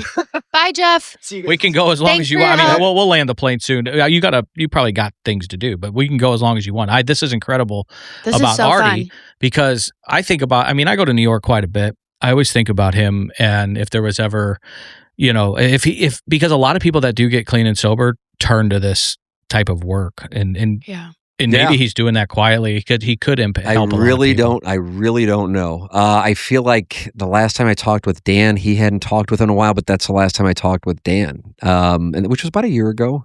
So I don't know. I mean, what a absolutely on the scale, the x-axis being talent, the y-axis being kindness. He grades out at the highest level on both. But he also is this tortured soul that stems from, if you're familiar with his story, is seeing his dad fall from that ladder, doing, work and getting paralyzed and then dying. That's where it all began. Yes, capital T trauma. Yes, ma'am. Sobriety milestone in late 2019. Lange announced he was 10 months clean, thanking fans for their support. And then it says, as of early 2023, he reported being sober and living a healthier life, often documenting his recovery progress on social media after enduring significant personal and health setbacks. Yeah, I mean, obviously, prayers up to him. AI overview. It is I mean, they could make a movie on his 100%. Story. Yes, probably will be done. And then probably will be done. Do you? So 2 times you were with Artie, you got callbacks. Artie Lange. Like, that's crazy. The one on the plane, and then the one where you had to turn around. Yeah, to come back. I didn't think about it that way, but yes, that did happen. Yeah, I mean, I can picture where I was on both of them, and like everything is there. If I could just get into the airport and get in a cab back to Manhattan, But again, I don't know what the hell would have happened because his girlfriend the night before had told me, don't take the job. Did he end up having a show? The show got canceled within a couple of years. He did the show with a guy named John Ritchie, who used to be an Eagles and Raiders fullback. Yeah, who I think is now working at WIP in Philadelphia. So he was kind of his guy for a year or two, but he was really close with Nick DiPaolo. And when Nick left the show, I don't think the show was ever the same. And you would have, I mean, that would have been uprooting from St. Louis to New York now for the second time you got that opportunity? Yes, because you've correct. Been. Oh. Yeah, I had it in 2007 and accepted it, and then about 3 weeks later turned it down, which was very difficult. That was a super hard decision. This one, I would have gone. I wouldn't even have thought twice. You love New York. I love New York City. I also, being a sports anchor, I didn't know that job would have the decline in both compensation and relevance that it has. I mean, I knew it was doing this, but that was SNY, so it's a different deal. Mm-hmm. It would have been doing something that I really felt strongly about. Yeah, working with the talent, albeit that risk. If we would have been able to get Caden to move, which in hindsight, I don't know how likely that was, but if she would have moved, I don't think her and Manuel were married, and she obviously didn't have a child at the time, so it was possible. And like I said, we talked about doing a show. We shot sample episodes as recently as a year ago. Really? Yeah. She's a never say never thing? Yeah, absolutely never say never. She is there's this stereotype, and I think Lisa Ann's involvement with TMA. Potty. I like that. I've always had this thing, and I in a way, I almost feel like history's I've already got the W. That this thing like, porn stars are, it used to be a running joke. They're clean and smart, and I'm like, well, I mean, some of them they just fuck just like me and you. They're probably better at it. Sure. But, just because they have sex, that makes them bad people. That strikes me as awfully dogmatic and rather simple-minded. Yeah, right. So I remember pitching Lisa Ann that she would, to the Hubbard people when we went over there. And I realized when you first hear, it's like this adult film star. If you're familiar with her, you're like, holy shit. And if you're not, and then you're hearing this guy explain it, I'm like, but she comes to our golf tournaments. She's an incredibly bright businesswoman, and she knows fantasy football better than damn near anybody, and she'll be great, and she will fly on her own cost. And I think initially they're like, what the? And then she came in, and we're like, and then you just watch people who otherwise would have never interacted with, just like talking with just like a normal human being, which of course is how it should have been. Right. And if I do have a number of years of religious education, if memory serves, Jesus of Nazareth, one of the closest people in his life was Mary Magdalene. Bingo. But there's this convenience that comes with the narrative regarding sex workers. But like I said, I think there has been, to some anyway, a change of the viewpoint on that. But Caden is truly a smart person, as is Lisa Ann, and we could have these conversations. And she's also quick-witted, somewhat, self-deprecating, and so it just articulate, worked. Yeah. And so I've always said that. I mean, at this point now, I would imagine she's in her 40s. I don't know. and she's a director, and she's like Scorsese in the stag community. You know, she wins every fucking award. Pirates was a good series. Pirates, was that hers? I think so. Is that right? I think so. Do you not know for sure? No, what? Oh, what's up? Pirates. There's a parody. I've heard of it. I'm not. Janine Lindemoulder was in there. I know that. that. The oil scene? No, different film. I don't know the name of that film. I know the scene. Chase Lane, Kylie Ireland. We got to get Zoe back into Jill this Kelly. Do you look differently? Like, can you not watch Lisa Ann or Caden Cross? Absolutely not. Yeah, I can't. With Lisa Ann, getting to know her a little bit, it's 100% off the table. I remember I was at an event. It would come off, and I also don't want to like give out, but like a kind of a society-ish thing, which is certainly not my scene. I told my cousin, he goes, please invite Tim and his wife to the I Heart Food and Wine event. I go, it's Masters Sunday, but I'll invite them. Yes, you did indeed. But this was like one of those things that they were just asking questions, and I go, yeah, Lisa Ann, and then the guys are kind of trying to act like they don't know who they are because they're around their wives. And I'm like, okay. Zoe's back. Zoe, welcome back to the show. And then I'm like, oh yeah, and here's a picture. You know, we're just on the back of this boat when we were doing the show from Jamaica, and it's me and my wife and Lisa Ann, and we're just like, and I don't even think of her when we're having those conversations is the Lisa Ann like you're talking. I just don't. And we're talking, she's talking about her. You know, she comes from an Italian family, and her dad was this little banty rooster, and you know, and just like anybody else, a normal human we always being. talk about, because Ashley's from LA, so we talk about LA just bullshit, and then her living in New York, and she knows the New York bullshit, and she's a great conversationalist. I mean, yeah, I think it's if you ever put together like your own network one day. These shows have to happen. I feel so strongly on the Caden one, and we've been talking about it for so long. That's why you have to figure out the Iggy thing now, because Iggy and Lisa Ann. I hope that there is a chance for healing there. I believe there will be. Maybe. What do you think on that, Chairman?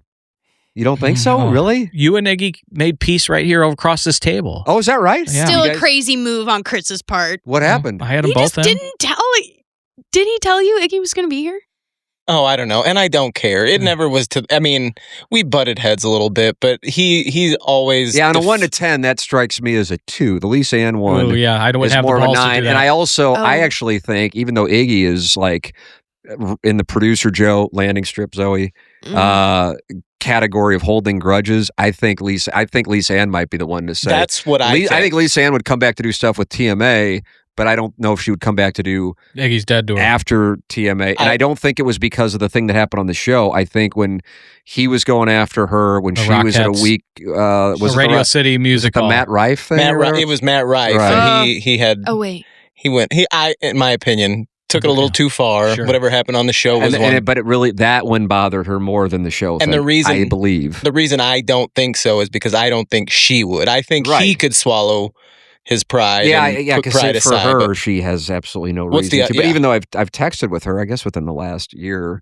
I mean, I think the world of Iggy, obviously, but I really think the world of her too. And I always say this anytime that topic gets brought up about their fight, like we were talking about with Jeff, with Artie Lange and Dice. The audience hears one thing, and I understand that. It's how I've made my living. So you can't get upset with the audience forming an opinion based on incomplete information. I do think if you hear somebody for however many hours a day or over the course of a year with a podcast, you get a sense for their character. I think. Sure. Maybe I'm wrong, or maybe somebody can play it off. Or somebody's really fucking good that can play. They can play it off that they're like a sociopath, and you can get an idea of like who you can kind of like. I don't know. And in both cases, Iggy's a good guy. I mean, he's a good guy. He has lived an incredibly unique life, but because his life is different doesn't mean it's wrong. Right. And it's pretty fucking judgy to get into that arena. And same with Lisa Ann. I mean, holy shit. You want to talk about living a different life. But just because it's something that you might not do or you might not support doesn't mean that she's a bad person. Now, if you think that, then so be it. Then that's your own thing, and that's their journey. That's exactly right. So, but in they weaponize Jesus. It pisses me the fuck off, though. To your point earlier, yeah, but that's like the thing we at Underground, and the Gathering Church in and of itself we're the most radically inclusive church. And the funny thing is, as you mentioned earlier, just growing up at the Catholic, like Jesus is Nazareth is fucking hanging out with the people at Underground, the Mary Magdalens, the hanging out with the fucking fuck ups like me, not. Yeah, so there's Christian nationalism shit. I try to skull fuck it every Wednesday night from a pulpit. I remember when I got married years ago, and they were asking me about my thoughts on religion. I said, well, I just have a real problem with the stuff that went on in the Catholic Church and how it didn't really get tended to, and also good for you. Well, yeah. I mean, I went to Catholic grade school and a Catholic high school. Are you okay? The Catholic grade school though is a pioneer of championships. Absolutely, thank you. A lot of banners.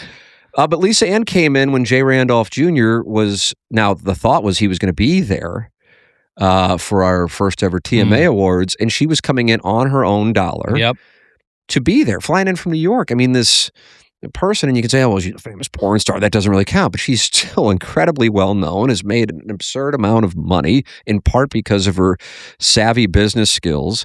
And then Jay dies, and she still comes in to be there. I mean, you can't, I don't think anyway, be a shitty person and do that. You know what I mean? So you can form your opinion, I don't like her because she does porn, or I don't like him because he did this or that. I don't know.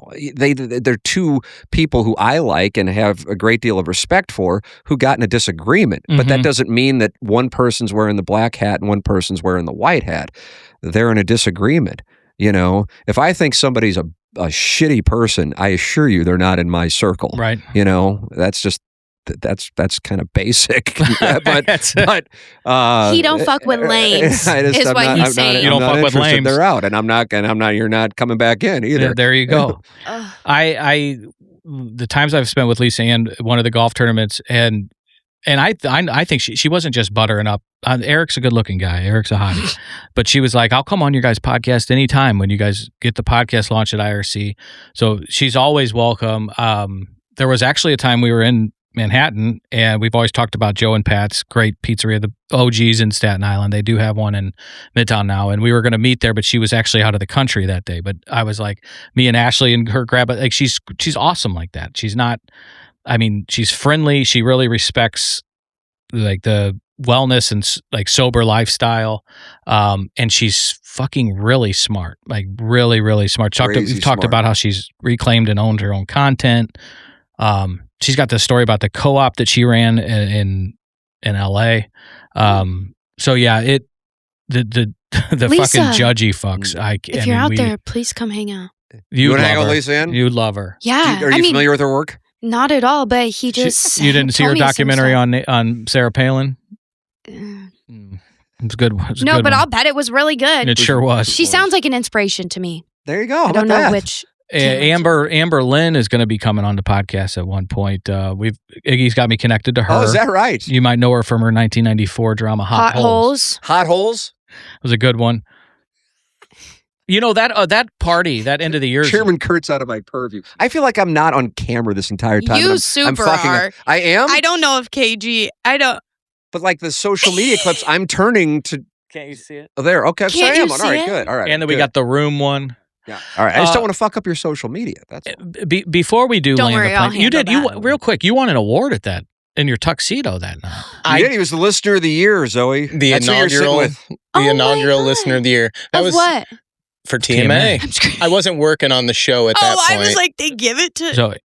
TMA. Yeah, thanks once again. Thanks for the fucking memo. Everybody has matching shirts on. Ooh, Nike. And Spalding. Sports. Why bother if you guys are going to wear matching fucking shirts anyway? 1970s Sugar Daddy's Spalding t-shirt. Well, I had no sugar daddy. Thank God.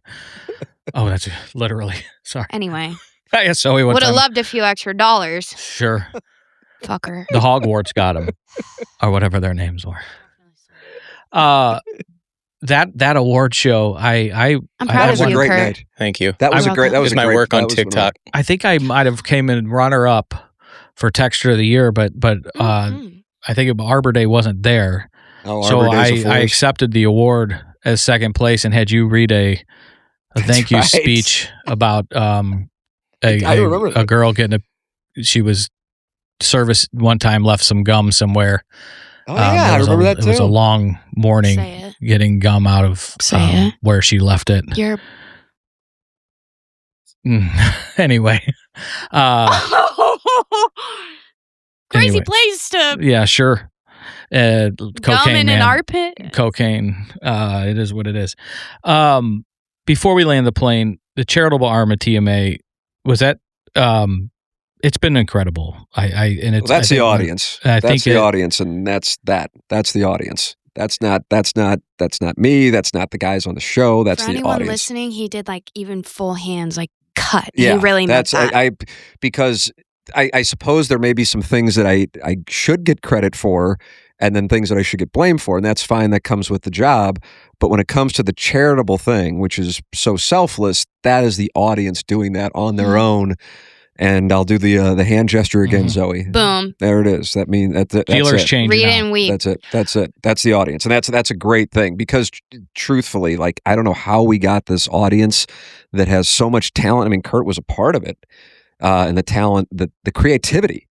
You know, I mean, you're a part of it. The creativity. I mean, the stuff is hilarious. Like what's happened with 101 is the show now has reached a bunch of people who didn't know about the show, or they thought the show was one thing, and now they're like, oh, I get it now, and now I love it, even though I hated it at first.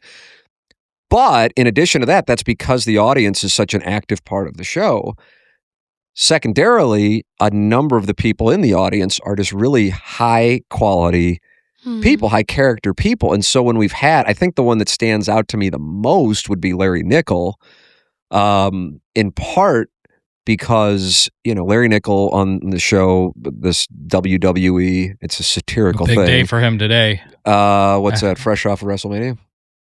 Well, he'll be and then the Monday Night Raw after WrestleMania is a big one. So huge. Tomorrow he'll be on. He'll be on hold or yelling at Jackson. He's on you're sideways with him, I guess. He's on a self-imposed. Oh, he's on his own ban? Yes. Well, before he banned himself or whatever's going on. He is mad at Jackson. He is sideways with Jackson. I didn't know that. He got testicular cancer. I don't know how long ago it was at this point. 12 to 15 years, I feel like. I think it was. I relate everything to sobriety. So okay. I think it's been in the 12-year window because I think I was sober when.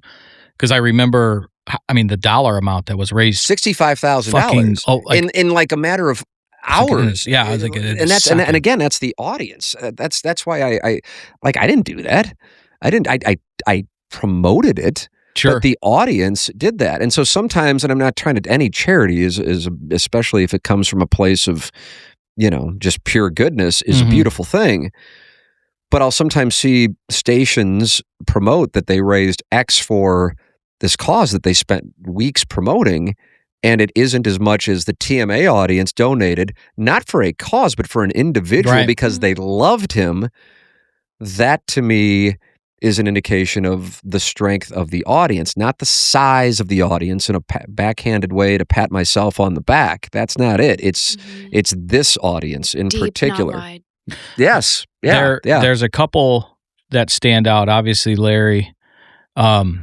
I've become, I'm social media friends with, but have stayed in a little bit of touch with Kurt Grimmer and his wife, Carrie. Wow. That one. That impacted me.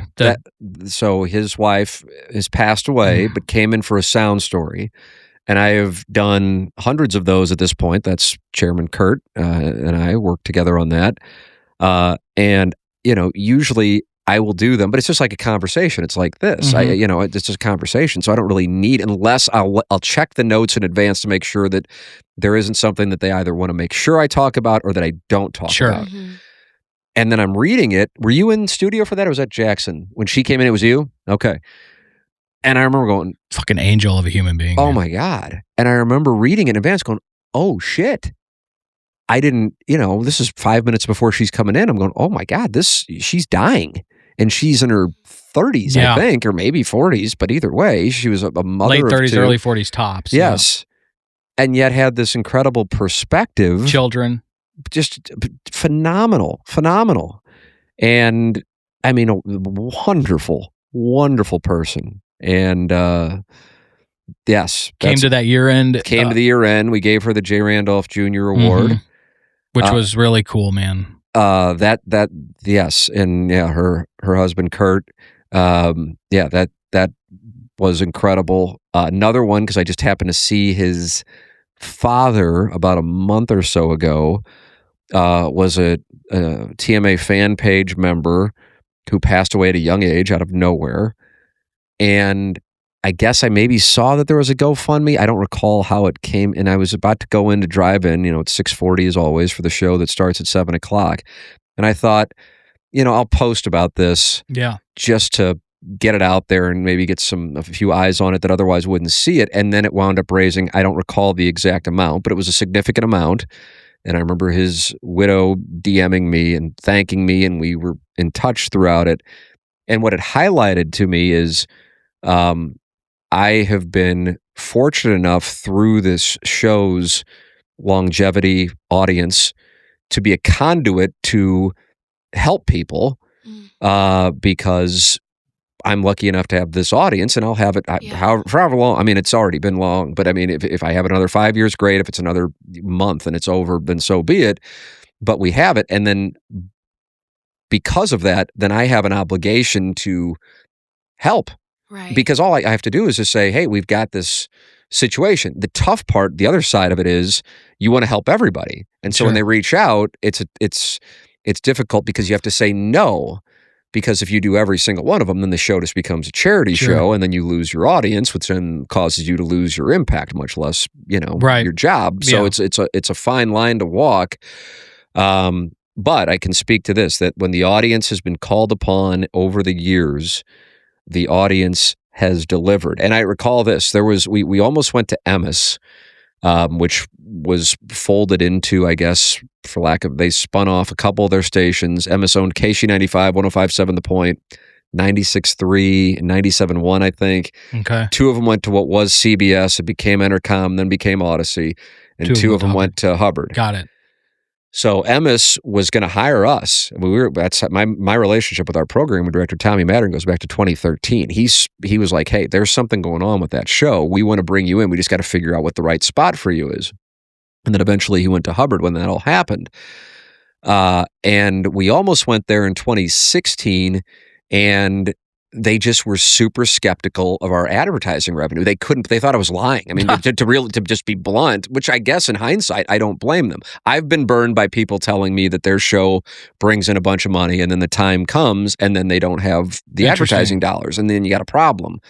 So even if you try to vet it, NDAs and proformas are just bullshit. That I got all this, and here's the client, and then the time comes, and then it's not there, and that obviously causes significant problems, because then you got a situation. Goes back to what we talked about earlier. But grow up as a sales guy. My old man was in sales. Nothing in this world happens until something gets sold, and that always is the case. Bottom line. You better believe it. That's how After the Morning After has come to fruition, because there's dollars behind it. Right. But specific to this, we sent over the advertisers. We sent over the spend, and the general sales manager at Emmis at the time was skeptical. And then John Beck, who was the John Kiowski of Emmis, sent over an email to me and the gentleman who still advises me to this day.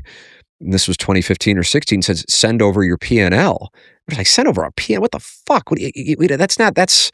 Now you're out of line. I mean, now P&L is not now for a publicly traded company. Sure. It's a different conversation. Right. We're a private small thing, broker in time on 920. Like this isn't going to happen. It'd be, I guess, with the benefit of hindsight, if I wouldn't have gotten my Irish up and sent it over, we probably would have gone over there. Who knows what would have happened? It might have been better that we didn't, although certainly our time at KFNS was not pleasant, 2016, 2021. But I'm like, what the fuck? What are we sending over P&L? You don't send over P&Ls unless you're looking to buy the business. I'm so sorry. What's a P&L? Profit and loss statement. I thought the context clues would come quicker, and they didn't. Did you just search it on your phone? She's not a woman in STEM. No, I also didn't do that. I figured you guys could fill me in. Good Q&A. I got a text about some evening plans tonight. What do you got going on?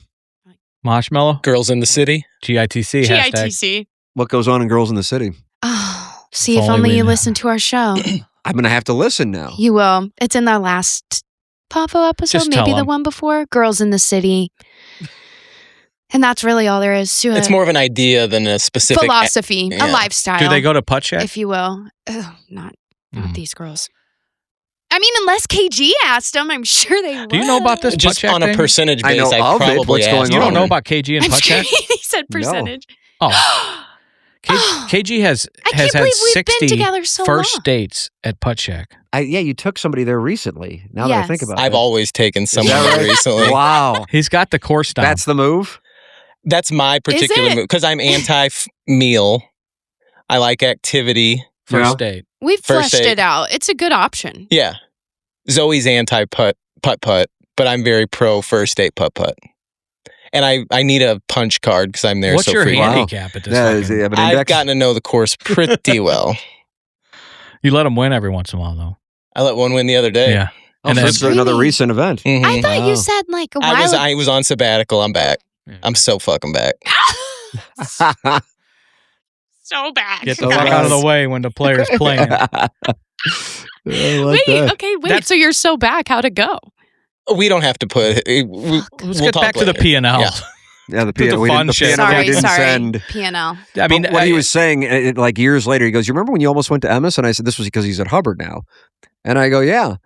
He goes, "I was the one that told Beck to send you, have you send the P&L." He goes, "We didn't believe you had the ad revenue that you claimed you did, and we thought the P&L would have to be a more official document." Damn.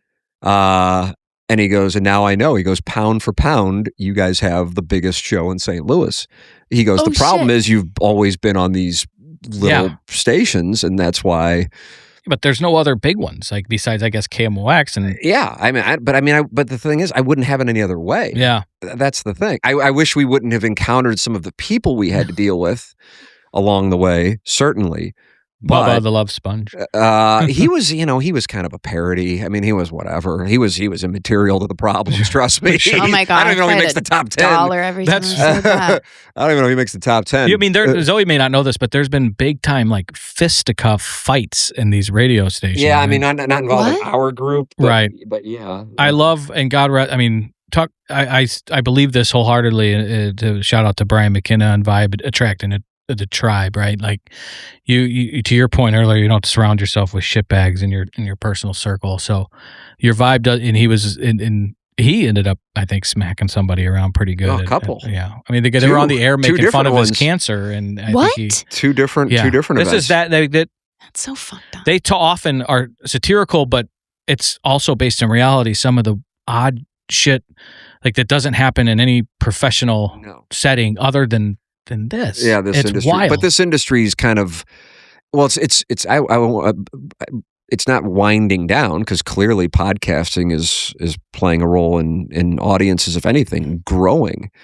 But for whatever reason, our business, I guess more when it was radio than podcasting, and I don't know why, attracted personalities that could be difficult, I guess, off the air, for lack of a better term, and then you could lead to fisticuffs in the building, Zoe. Yes, I don't know if that goes on. I don't know if that goes on in this show. Not yet. With Kurt's courtesy of sitting down to piss so you don't hear it. Yeah, we keep it pretty tame, I feel like.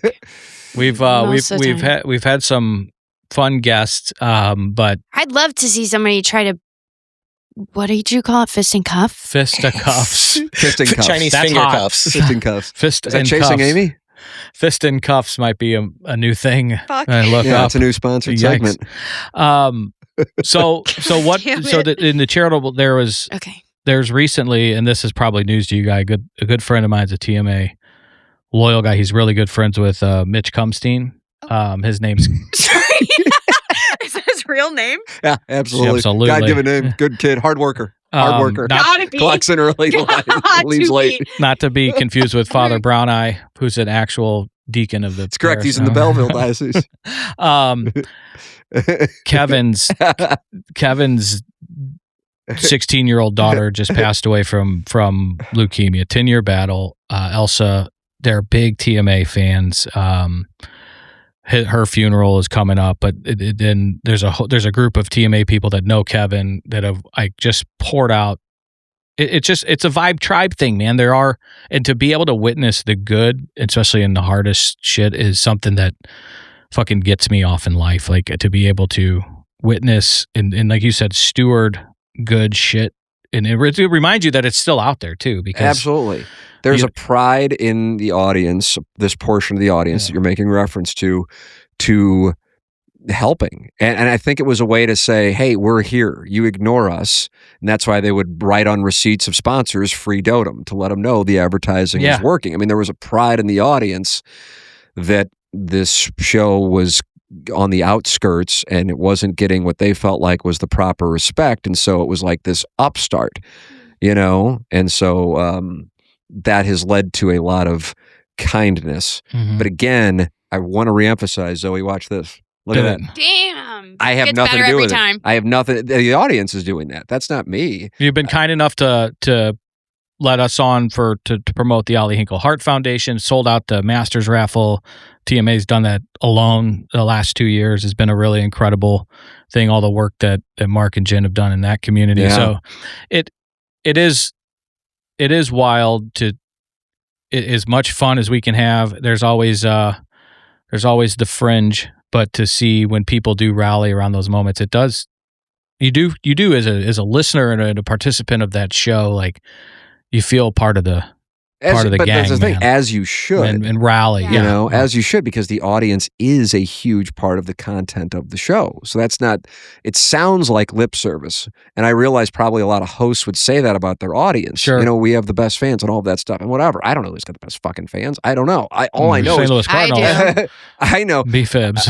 All I know is this is what the audience has done, and I have a guy who was like, in hindsight, and he wasn't doing it for malicious reasons. He was just skeptical, and as it was his job, like you don't really have this ad revenue, but we have this ad revenue because we have this loyal audience, and this loyal audience isn't just loyal; they're also kind. And yeah, there are the ones that we joke about having all the different names and the Reddits, whatever, driving by my house and saying shit about things, but whatever. You can't. It's very cliche. Throw the baby out with the bathwater, right. So yeah, there's some of those, but every show has that. That comes with the territory. But we also, I don't think every show has the good stuff. You know what I mean? And so that's the thing that I feel so grateful for, and then also responsibility to help continue to utilize that, because that audience is so great in the sense that it's a conduit to helping people when they're in need, especially when it's a part of the TMA family. And that's what attracts the longtime sponsors you've had. I'm speaking from personal experience with, EDF at one day sponsored, Illinois Recovery Center, anything I've touched, because I know the good, and it's also that everybody takes care of each other. There's an incredible ecosystem with the sponsors that have rallied around this audience that you have, the tenor of the show. And now, starting Monday, the 27th, is another new chapter in the history of your show that we are super excited to be a part of. I was asking you in a text, and we'll wrap up here. I was asking you in a text, like, do you see sponsored podcasts? But I feel that I think it's a smart idea on your part. I didn't even know that's what you were. I didn't know that initially that's what you were going to do. Yeah, I didn't know that was the direction you're going to take it. I just think it. I think if you guys, partnering up with you guys in this way is gonna boost our. Charlie, my 12-year-old, makes fun of us every day for not having enough subs on YouTube, but it gets things in the algorithm, and next thing you know, people are sharing their most gut-wrenching personal stories on the Monday night show, and then more people hear it, and you get more moms that reach out whose son or daughter are dying from this disease, that say they felt seen and heard, and now they know of a treatment center, and they know of a nonprofit that supports them. That's the mission, man. And I think there's only one other podcast we do this with, and that's with you guys, because the audience, the hosts feel like family, and I think it's going to be a lot of fun. Well, I'm so excited about it. It's after the morning after. The backstory on it is, I knew when Hubbard came to us about going to 101 ESPN, the analogy I've used ad nauseum for those who've heard me talk about it was, I was sitting there talking to Jackson like the day before it was going to be announced, and I knew all hell was going to break loose because I knew what was going to happen. But it also had been in the works for 14 months, actually, was the first time it was brought to me. And I said, it's like I'm getting divorced, but I'm still in love with my wife. That's my analogy. I don't know if that resonates with people or not, but I didn't want to do it. But at the same time, what were the choices? The choices were say no and leave, or start up my own thing. And and I think it would have been successful. But one of the things when you talk about 920 in that time, I didn't have kids. Now I had a wife, but I didn't have kids, and that changes the arithmetic. And also, I talked with both Doug and Jackson throughout that process, similar to when we left KFNS. We all got together, me, Iggy, Doug, and Jackson, and I said, we're not leaving this room. We got together, and I said, until it's unanimous. So it's like a jury, and we're either all gonna be on board, or we gotta all be 12 Angry Men scene. And we went back and forth thoughtful men. We weren't sure if we were going to leave KFNS, but we were, for various reasons, truly. Yeah. We were thinking, God, we're comfortable here. We like this. This was at the end of 2021. And, eventually decided, I think if Dave Zobrist, who eventually bought it, would have fully owned it at that time, which was like November of 2021, we probably would have stayed. I remember because I had just come. I just agreed to the text line.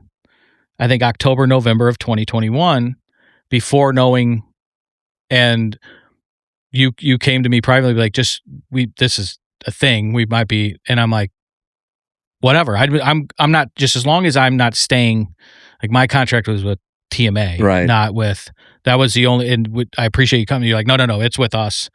Wherever we go. I don't care where you guys went. That's how I felt as a sponsor. Yes, I'm with you guys, not with the station. Right. So I mean that was a critical thing. Had he not, and I will say this, in credit to KFNS during that negotiation, the one they knew that from a money standpoint, it was what it was. It's KFNS. It's not going to have as much dollars as a monster corporation, but they were going to let me live and do the show from wherever I wanted to. In that case, it would have been Jupiter. Our kids, pretty town, lovely town. My older son was 3, or maybe he just turned 4, and my wife was pregnant with our younger son. And so if we were going to do it, that would have been the time to do it. So that was a very attractive thing that they put out there. Huge. You couldn't put a dollar value on it. I would do anything for that now. God, I'd give money back now to be able to go and do it now. But now my kids, I got one in 2nd grade. It kind of changes the game. So we agreed. I can picture us, the 4 of us, having that conversation. We're all going to go, and make that move. And then that was the move to go from KFNS to Hubbard and do the HD2 show. Then on the moving to 101 thing, I had made a decision actually in December of, I guess, 23, yes, over Christmas break, was at dinner with my wife, and I said, that's it. I said, I just got to take it in-house. I said, we'll finish out the contract just like we did at KFNS. Contract's up at the end of 24, I guess, yeah. Mm-hmm. And then we're just going to take it in-house. But 2 things stand out. One of these I don't think I've ever said before. The other one I have said. The first one that I have said before is Doug saying we can always take it in-house. Right. The opportunity to do 101, we've never been on a real station. The opportunity to be on 101 is here now. And Doug isn't going to be doing this. I mean, who knows? Maybe he will be, but I don't think Doug's planning on doing this. But he loves doing it because he gives him, something, and and it's easy. They don't mess with him. Let him do his thing. So I valued that. And then the other thing was, and this was Jackson, and I think, he was, I don't know what he was at the time, 25 or 26, very astute. Wise beyond his years. Truly. What the? Sorry. Well, it was, if we take it in-house, we're going to be reliant on a portion of an audience that no matter what lives to try to take the show down. And that's it, because the show on HD2 wasn't growing. You aren't gonna find an HD2 show. You're not gonna find it. It was what it was, and it was incredibly successful, fortunately. But it wasn't growing. And then you're dealing with the take your pick of whatever it is. Now you kind of like, if it's like you're in a political party and you got this wing of the party that you're like, God, I don't really like these motherfuckers, but I got to dance with them. Yeah, they show up at the fucking polls. Take your pick of whatever it is, whatever party it is, fringe that you got to deal with this, and that's and so that was, and I didn't think about that. That was Jackson, and so and then throughout the negotiation, it was so like the Doug thing kind of is like when you say it, it's logical. Mm-hmm. But then if you take it in house, now you're reliant on, we got to go to, Iowa and talk about how, holy crap, we sure don't like these gays. You know what I mean? Like we got to dance now with this bullshit that we don't really believe. You see what I'm saying? And if we don't, we can't win. God. And so that's a scary reality. That was something that really drove it home. But I felt very strongly, and it wasn't like a heated debate. I felt very strongly that Iggy needed to be a part of the show. He is. I can vouch for when we met at Clover and the Bee. Okay, it was a big, yes. You and Maggie, can I say that? Sure, you, Maggie, of course, a salesperson from IRC.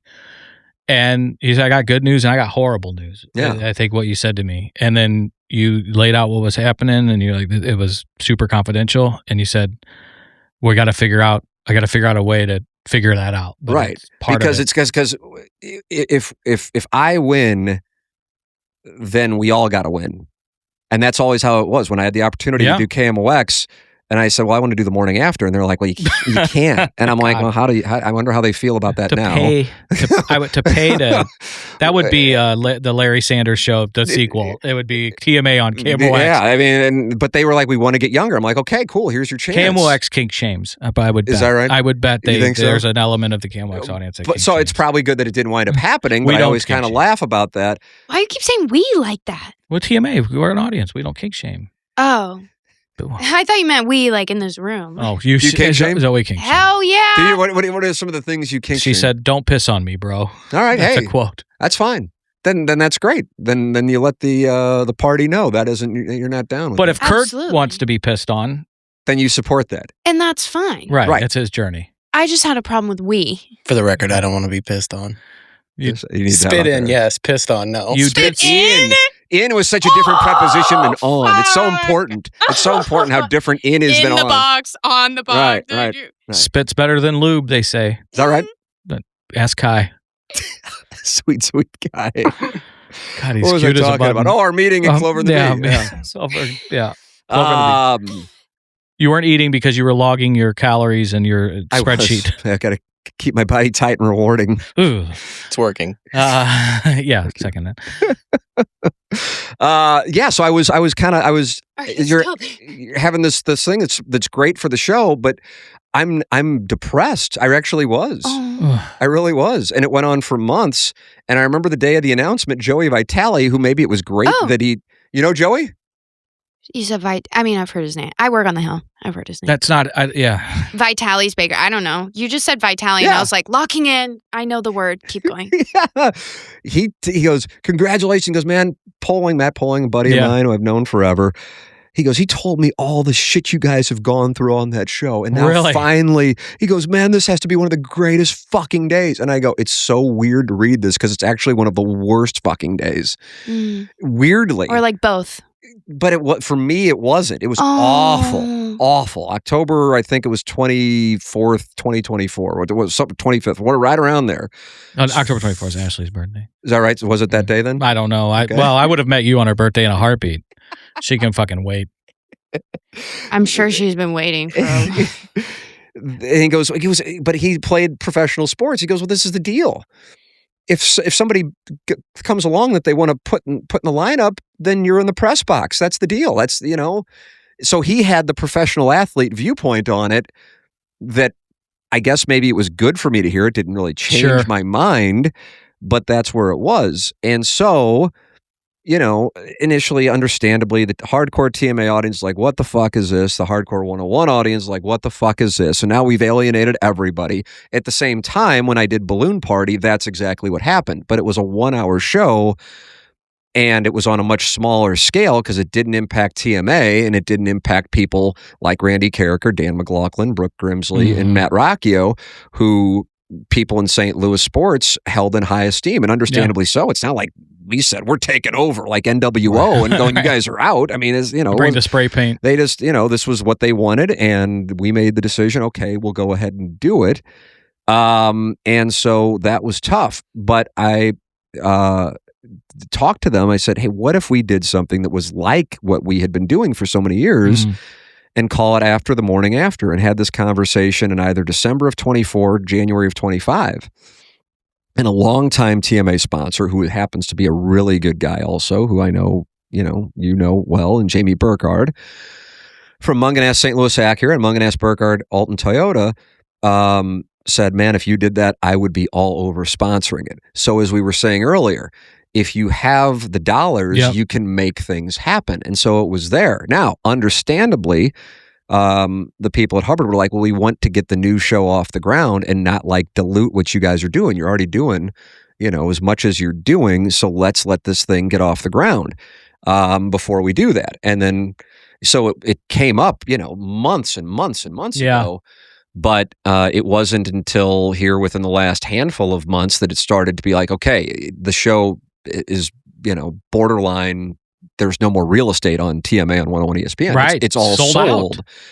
And so it's like, okay, if you really want to do this, because they're looking at me going, you already do your podcast, Sound Story involvement, Stupiracy, Spread Zone. And they were worried about me being spread too thin, and I'm like, you only I've heard that before. This could be a spot where we don't want to wear. You get in a spot where you're miserable and you're doing too much. And I go, but this stuff, doing this stuff. I mean, it's not like an athlete where you're done in your late 20s or 30s. But I'm on the clock. This thing could end at any minute. And while there is an interest, then you capitalize on it. Because I guess I would do this 10 years from now, but I certainly would be more than happy to shut it down at the end of my contract and just be done, So you take advantage of it while there's a demand, and there fortunately was a demand. And the only person outside of Jamie Burkhardt I talked to about it was you. That's true. We happen to be sitting here talking about it. And you gave not only your interest level in it, but the reason why you thought there would be support for it. And that was eye-opening to me. I didn't know that. Wise Chris. Wise Chris, that's right. And business Chris. And I believe it. I think it's that there's a real. I knew there's an appetite, but there's an appetite on our part too. Yeah. I don't know. You told me about this narrative. I don't know what the narratives are because I don't read the stuff. Yeah. So I don't know. Anytime anybody says, "Well, why'd you do it?" I go, "What was the alternative?" Right. And then there's never any. There's never any response. Right. And it's like, well, you should have taken care of your guys. I'm like, I've given money back throughout my career to keep people's jobs. What else do you want me to do? And now I take care of, a whole family. But whatever, it's fine. Like I said, it comes with the territory. You can't. I remember saying that to you one time about the shit that I've gone through on being a small business owner and not having to worry about any of the fucking St. Louis Post-Dispatch, Dan Caesar shit like that. I don't know how it brutal, it's kind of over so fucking bad that because they like I don't know if I would. All my stuff's closed door shit. I mean, if I have envy of anybody, it's somebody who has a bunch of money but is totally private. I have zero interest in the public stuff. Zero. It does not match up my That's personality. why we sneak them in through the kitchen at Olive and Oak. Like, yeah. It's just like I'm just more of a private person. And now that I have kids in particular, but it's a cost to do. You're sitting here, you do a radio show, then how can you say you're private? But I mean, my interest was calling Cardinal games, and somehow I wound up doing television, and then I started doing radio. But I had no interest in like whatever this is that it's become. But I'm very grateful that it's happened. Sure. But with regard to the After the Morning After thing, I'm thrilled about it. I'm so excited about doing it. And candidly, had Iggy not been a part of it, I wouldn't have done it, to be just as blunt as can be. Yeah. Because otherwise it's me and Doug and Jackson sitting in the room, which is, basically what we do for the 10 o'clock hour. It's a 10 o'clock hour. Like, what's special about that? So a credit to Jamie Burkhardt. That was very important to him, was very important to me. And a credit to Hubbard that they're making this happen. And a credit, I mean, the thing that's almost sold out now. I think there's one sponsorship available. I'm not surprised. So we sit here and it might, by the time I get up, it might be gone.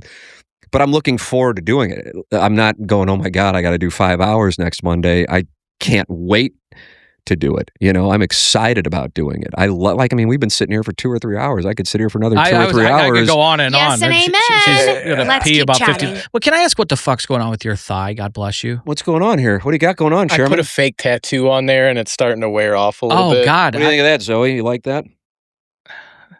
It's like a tribal. Yeah. Tribal. What's the top? What's it? Not to like. Do you want me to go higher? I just want to know what the whole tattoo is, but I don't know how Was that far to it impress goes Grandma? up. Was that the one to scare your grandma? Just get the real one. Why'd you do that, yo? Why'd you do that, yo? I mean, is it up there with landing strip, the fake tat? Oh, yeah. What's worse, the fake tat or a gentleman on the landing strip? Landing strip. Yeah, I agree with you sure. on that. I just want to make sure. Yeah. Oh my God. Well, originally I did it to mess with my not that one, but I put a full sleeve on to mess with my grandma. So I had a couple extra fake tats lying around. Might as well use them. Yeah, and absolutely. you just throw one on. It happens. Okay, that's nice. It happens. You got to be ready for your next putt track. Yeah. Do you wear shorts to putt track?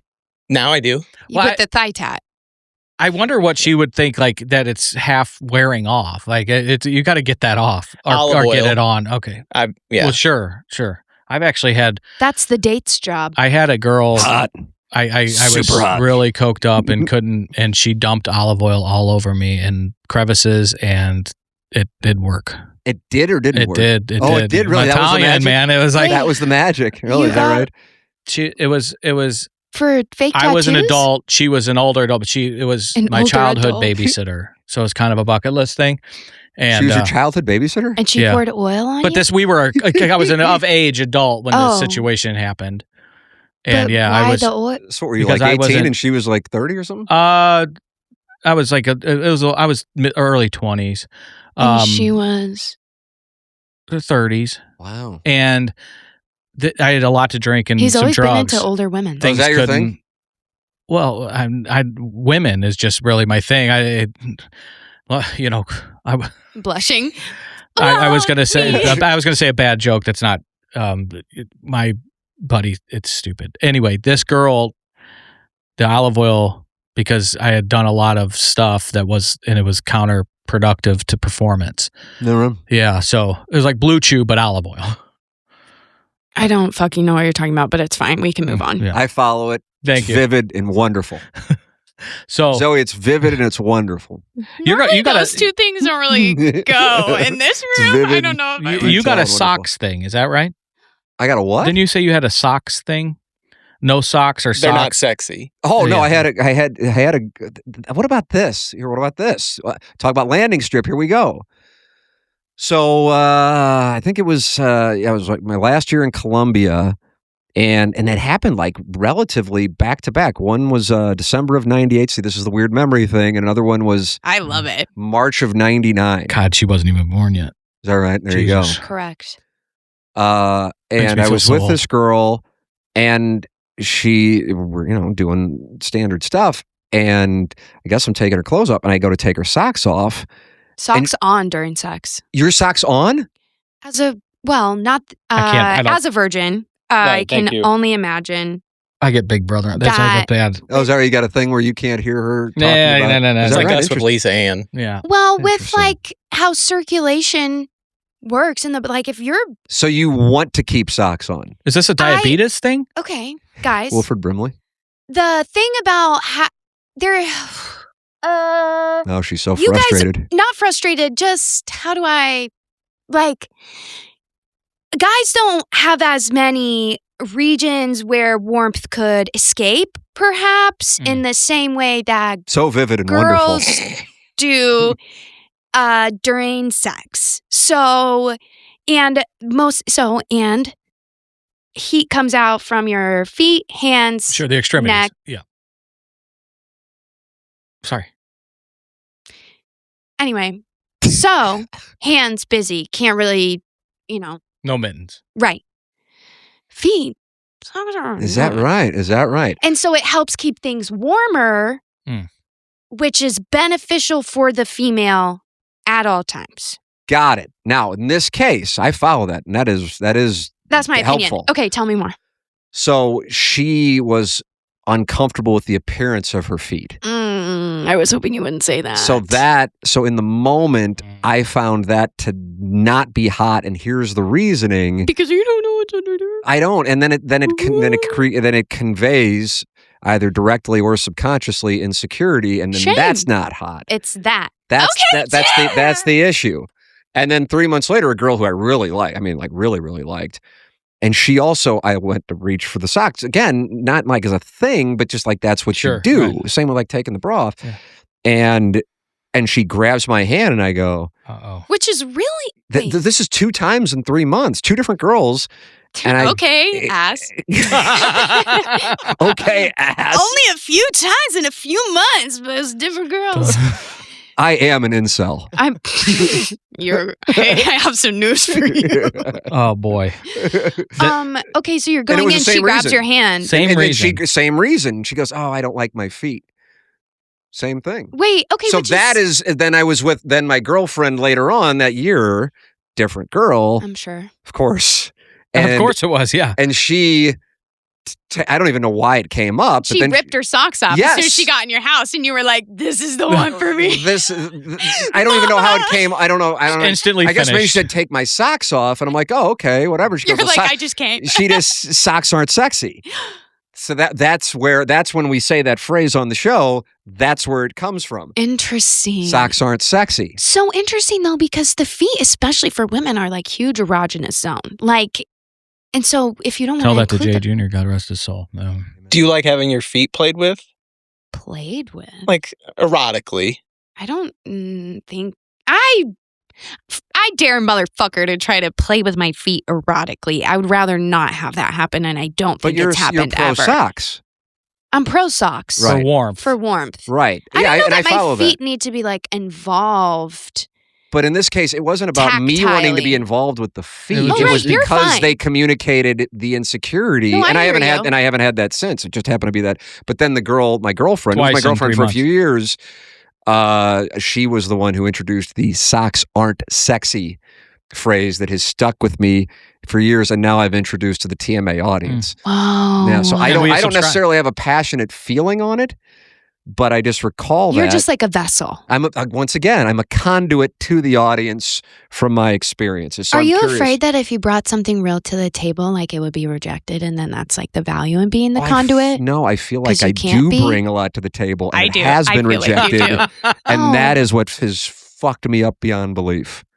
Well, I like what you're bringing to this table. Thank you, Zoe. I appreciate that. We all do, and we're all so grateful for you coming out here and spending 3 fucking hours. Is that what we did? 3 hours? I think we're. Is that really it?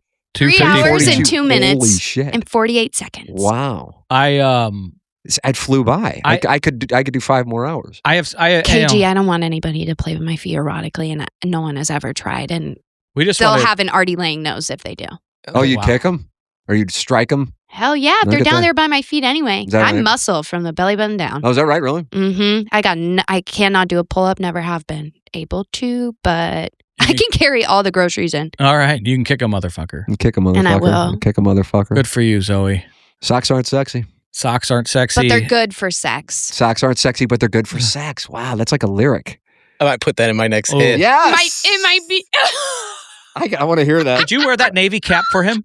He wears it every day now. If I'm gonna walk the walk. Poor Chairman Kurt asked today on the show. He goes, "What would they do if they brought the Navy caps out?" And I go, "Oh, I felt badly because I'm like, they're not going to do it. I don't. But maybe the joke will be on me, and they actually do. The Cardinals, like the Blues, would do something like that because they're kind of dialed into the show. The Cardinals, the person who would have to do it would be Bill DeWitt III. And while I do think he listens." He actually has, now that I think about it, I've done podcasts with him, and he's like complimentary. Remember him complimenting the cat, complimenting Doug, and then Eric Eric Schmidt gave me a wink towards my. He said he liked that. There was something about the recovery alcoholic. He made a comment. Yeah. He was, I appreciate that. You felt pretty good. Prominent in the Senate. Wait, what was the third thing you were going to say? On Bill DeWitt III? Yeah. Well, I said, hey, you said the cat's really funny and Doug's really funny, and then you didn't mention me. So I was yearning. I'm just a boy standing in front of a girl asking him to love me. BITC, boys in the city. Boys in the city. That's all I am. And did he mention the Navy caps? Well, I'm sure I've asked him about it so many times. He goes, the one thing I'll say about you is you're good with knowing what people want to talk about. I go, you know what? I like that compliment. I appreciate that. I agree. But I've asked about the Navy caps thing, and he's just like, he goes, yeah, where the Cardinals were red. I go, the Red Sox are Red Sox, and they wear Navy caps. And it's kind of like checkmate. You can't handle that. Thank you very much. But I don't think that they're just going to do it. Now, maybe we'll turn on the game tonight in Miami, and they'll be wearing a Navy caps. Oh, I got to send the song to McGreevy.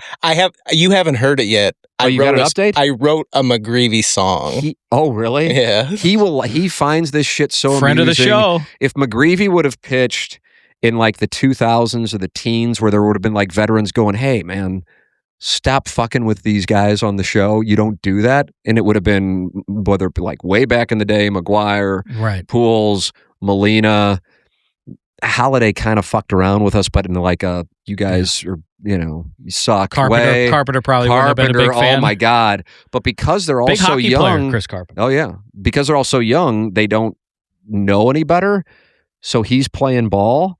And like I'll text him and he gets back to me right away. He goes, yeah, what time you want me to call in? That's unheard of for a Major League Baseball player. NHL player would do it because that's kind of their NHL players that sit here for 3 hours and bullshit, you know? But a Major League Baseball player, it's super rare. But I also think that's one of the reasons why, as we sit here on April, whatever it is, 2026. At a rehab center. That's right. That people are getting on board, I think, with this team because they're kind of like, oh yeah, this kind of reminds me of like a hockey team because they're just kind of like fucking off and having fun as opposed to like a baseball team where you can tell there's some miserable guys in there, which is usually the way a baseball clubhouse is. But they don't know any better. It drives me fucking up. And just growing up playing hockey my whole life, and we That's the best shit. We taught Zoe about billet moms when Cam was on. Oh yeah, what do you think about that? Strategic. That's interesting. What an adjective. Why? You also said it was SA because we were 16 and they're 40, but. Oh, is that the Delta? On their part, perhaps. Like 40-year-olds are doing this? I mean, I would say some of the billet moms, I had to be late 30s. Yeah. Holy crap. Yeah. Well, that's a wide gap there. And it's wide gap. I don't know if it's hot or not, but usually like it makes it a little bit less hot when like billet dad is just cool with it. Like I feel like I was playing with somebody the other day and I said, yeah. And so then that means there's these dads who are like proud of it. I refereed a game in Danville, Illinois. I was in Champaign. I'd stopped playing. I was reffing, getting some money. Danville had a junior A team, the Wings. And I was reffing a game and they have a Coliseum, and Danville's the armpit of the fucking Midwest. And so is Decatur, but no offense. No, I'm offended that you gave anyone else the title. Danville struggles. Mine. But there was this guy who came in, he was reffing, he was older than me, 40s, and he was real down or something. And I'm like, what's going on? We were reffing a Pee Wee game. He's like, I caught the Canadian banging my wife again last night. Junior A team. And I was like, he's like, it's. So like multiple? Yeah, they had a couple living in this third house. Line. Yeah, right. It was a checking line. This is the checking line? Right. Yeah. Not a lot of minutes. Stored energy.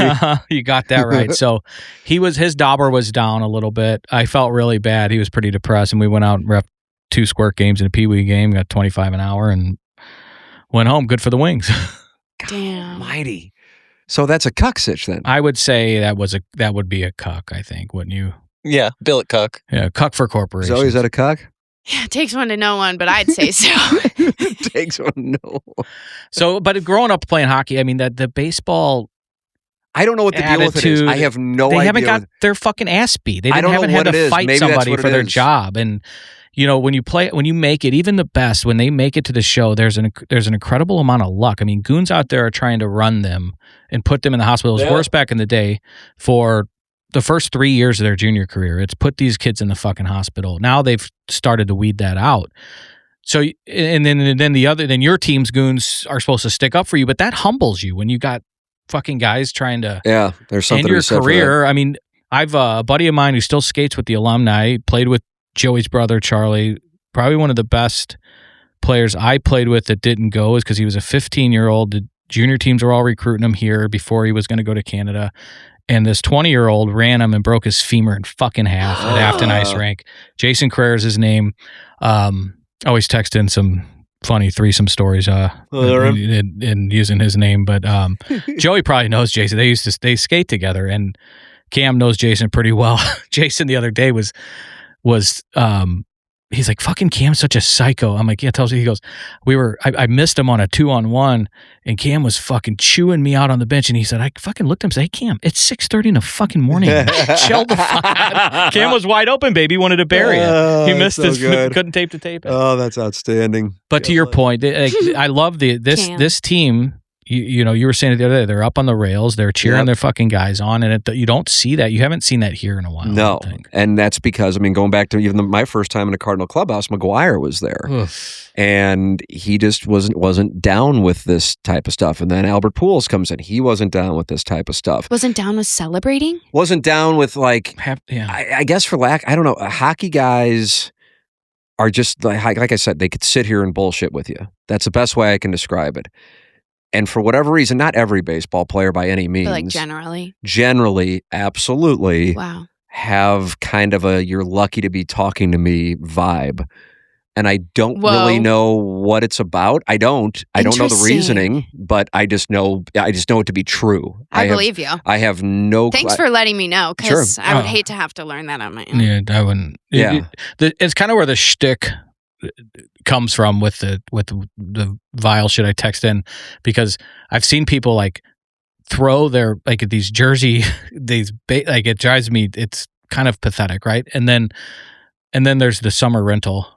See, remember you saw the neighbor was always, take a look at my wife's tits, because she just got a new job. She's got a new boob job, and she was making her show her tits to everybody. So there's kind of a cross between those two. That's where I came up with offering Ashley up to anybody with a pulse. She's except such a Chairman sweet, Kurt except and for Chairman Iggy, apparently. She is such a princess, though, isn't she? She really is. LCSW. She's a real lady. We went to this conference and anyway, Ashley makes her own rules, and I love that. She sure does. Tell me about it. Yeah.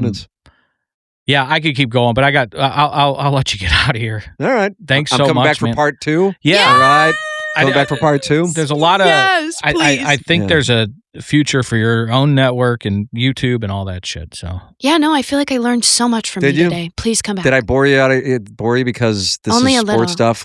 How much bore? Like 30%? Was 30%? What bored you? Tell me what bored you. Let's do a review of this. Let's never grade this bored. shit out. Really? Well, you got up a couple different times. I got to tell you, I saw that. Well, she didn't want to. I have a body and I consume, so I have to also excrete. Interesting. That's hot. How am I not? How are you not? Chairman Kurt did. Zoe I can did hold twice. it better. Well, I'm just a girl. It's so small and weak. I have to go to the bathroom more often. I didn't say that.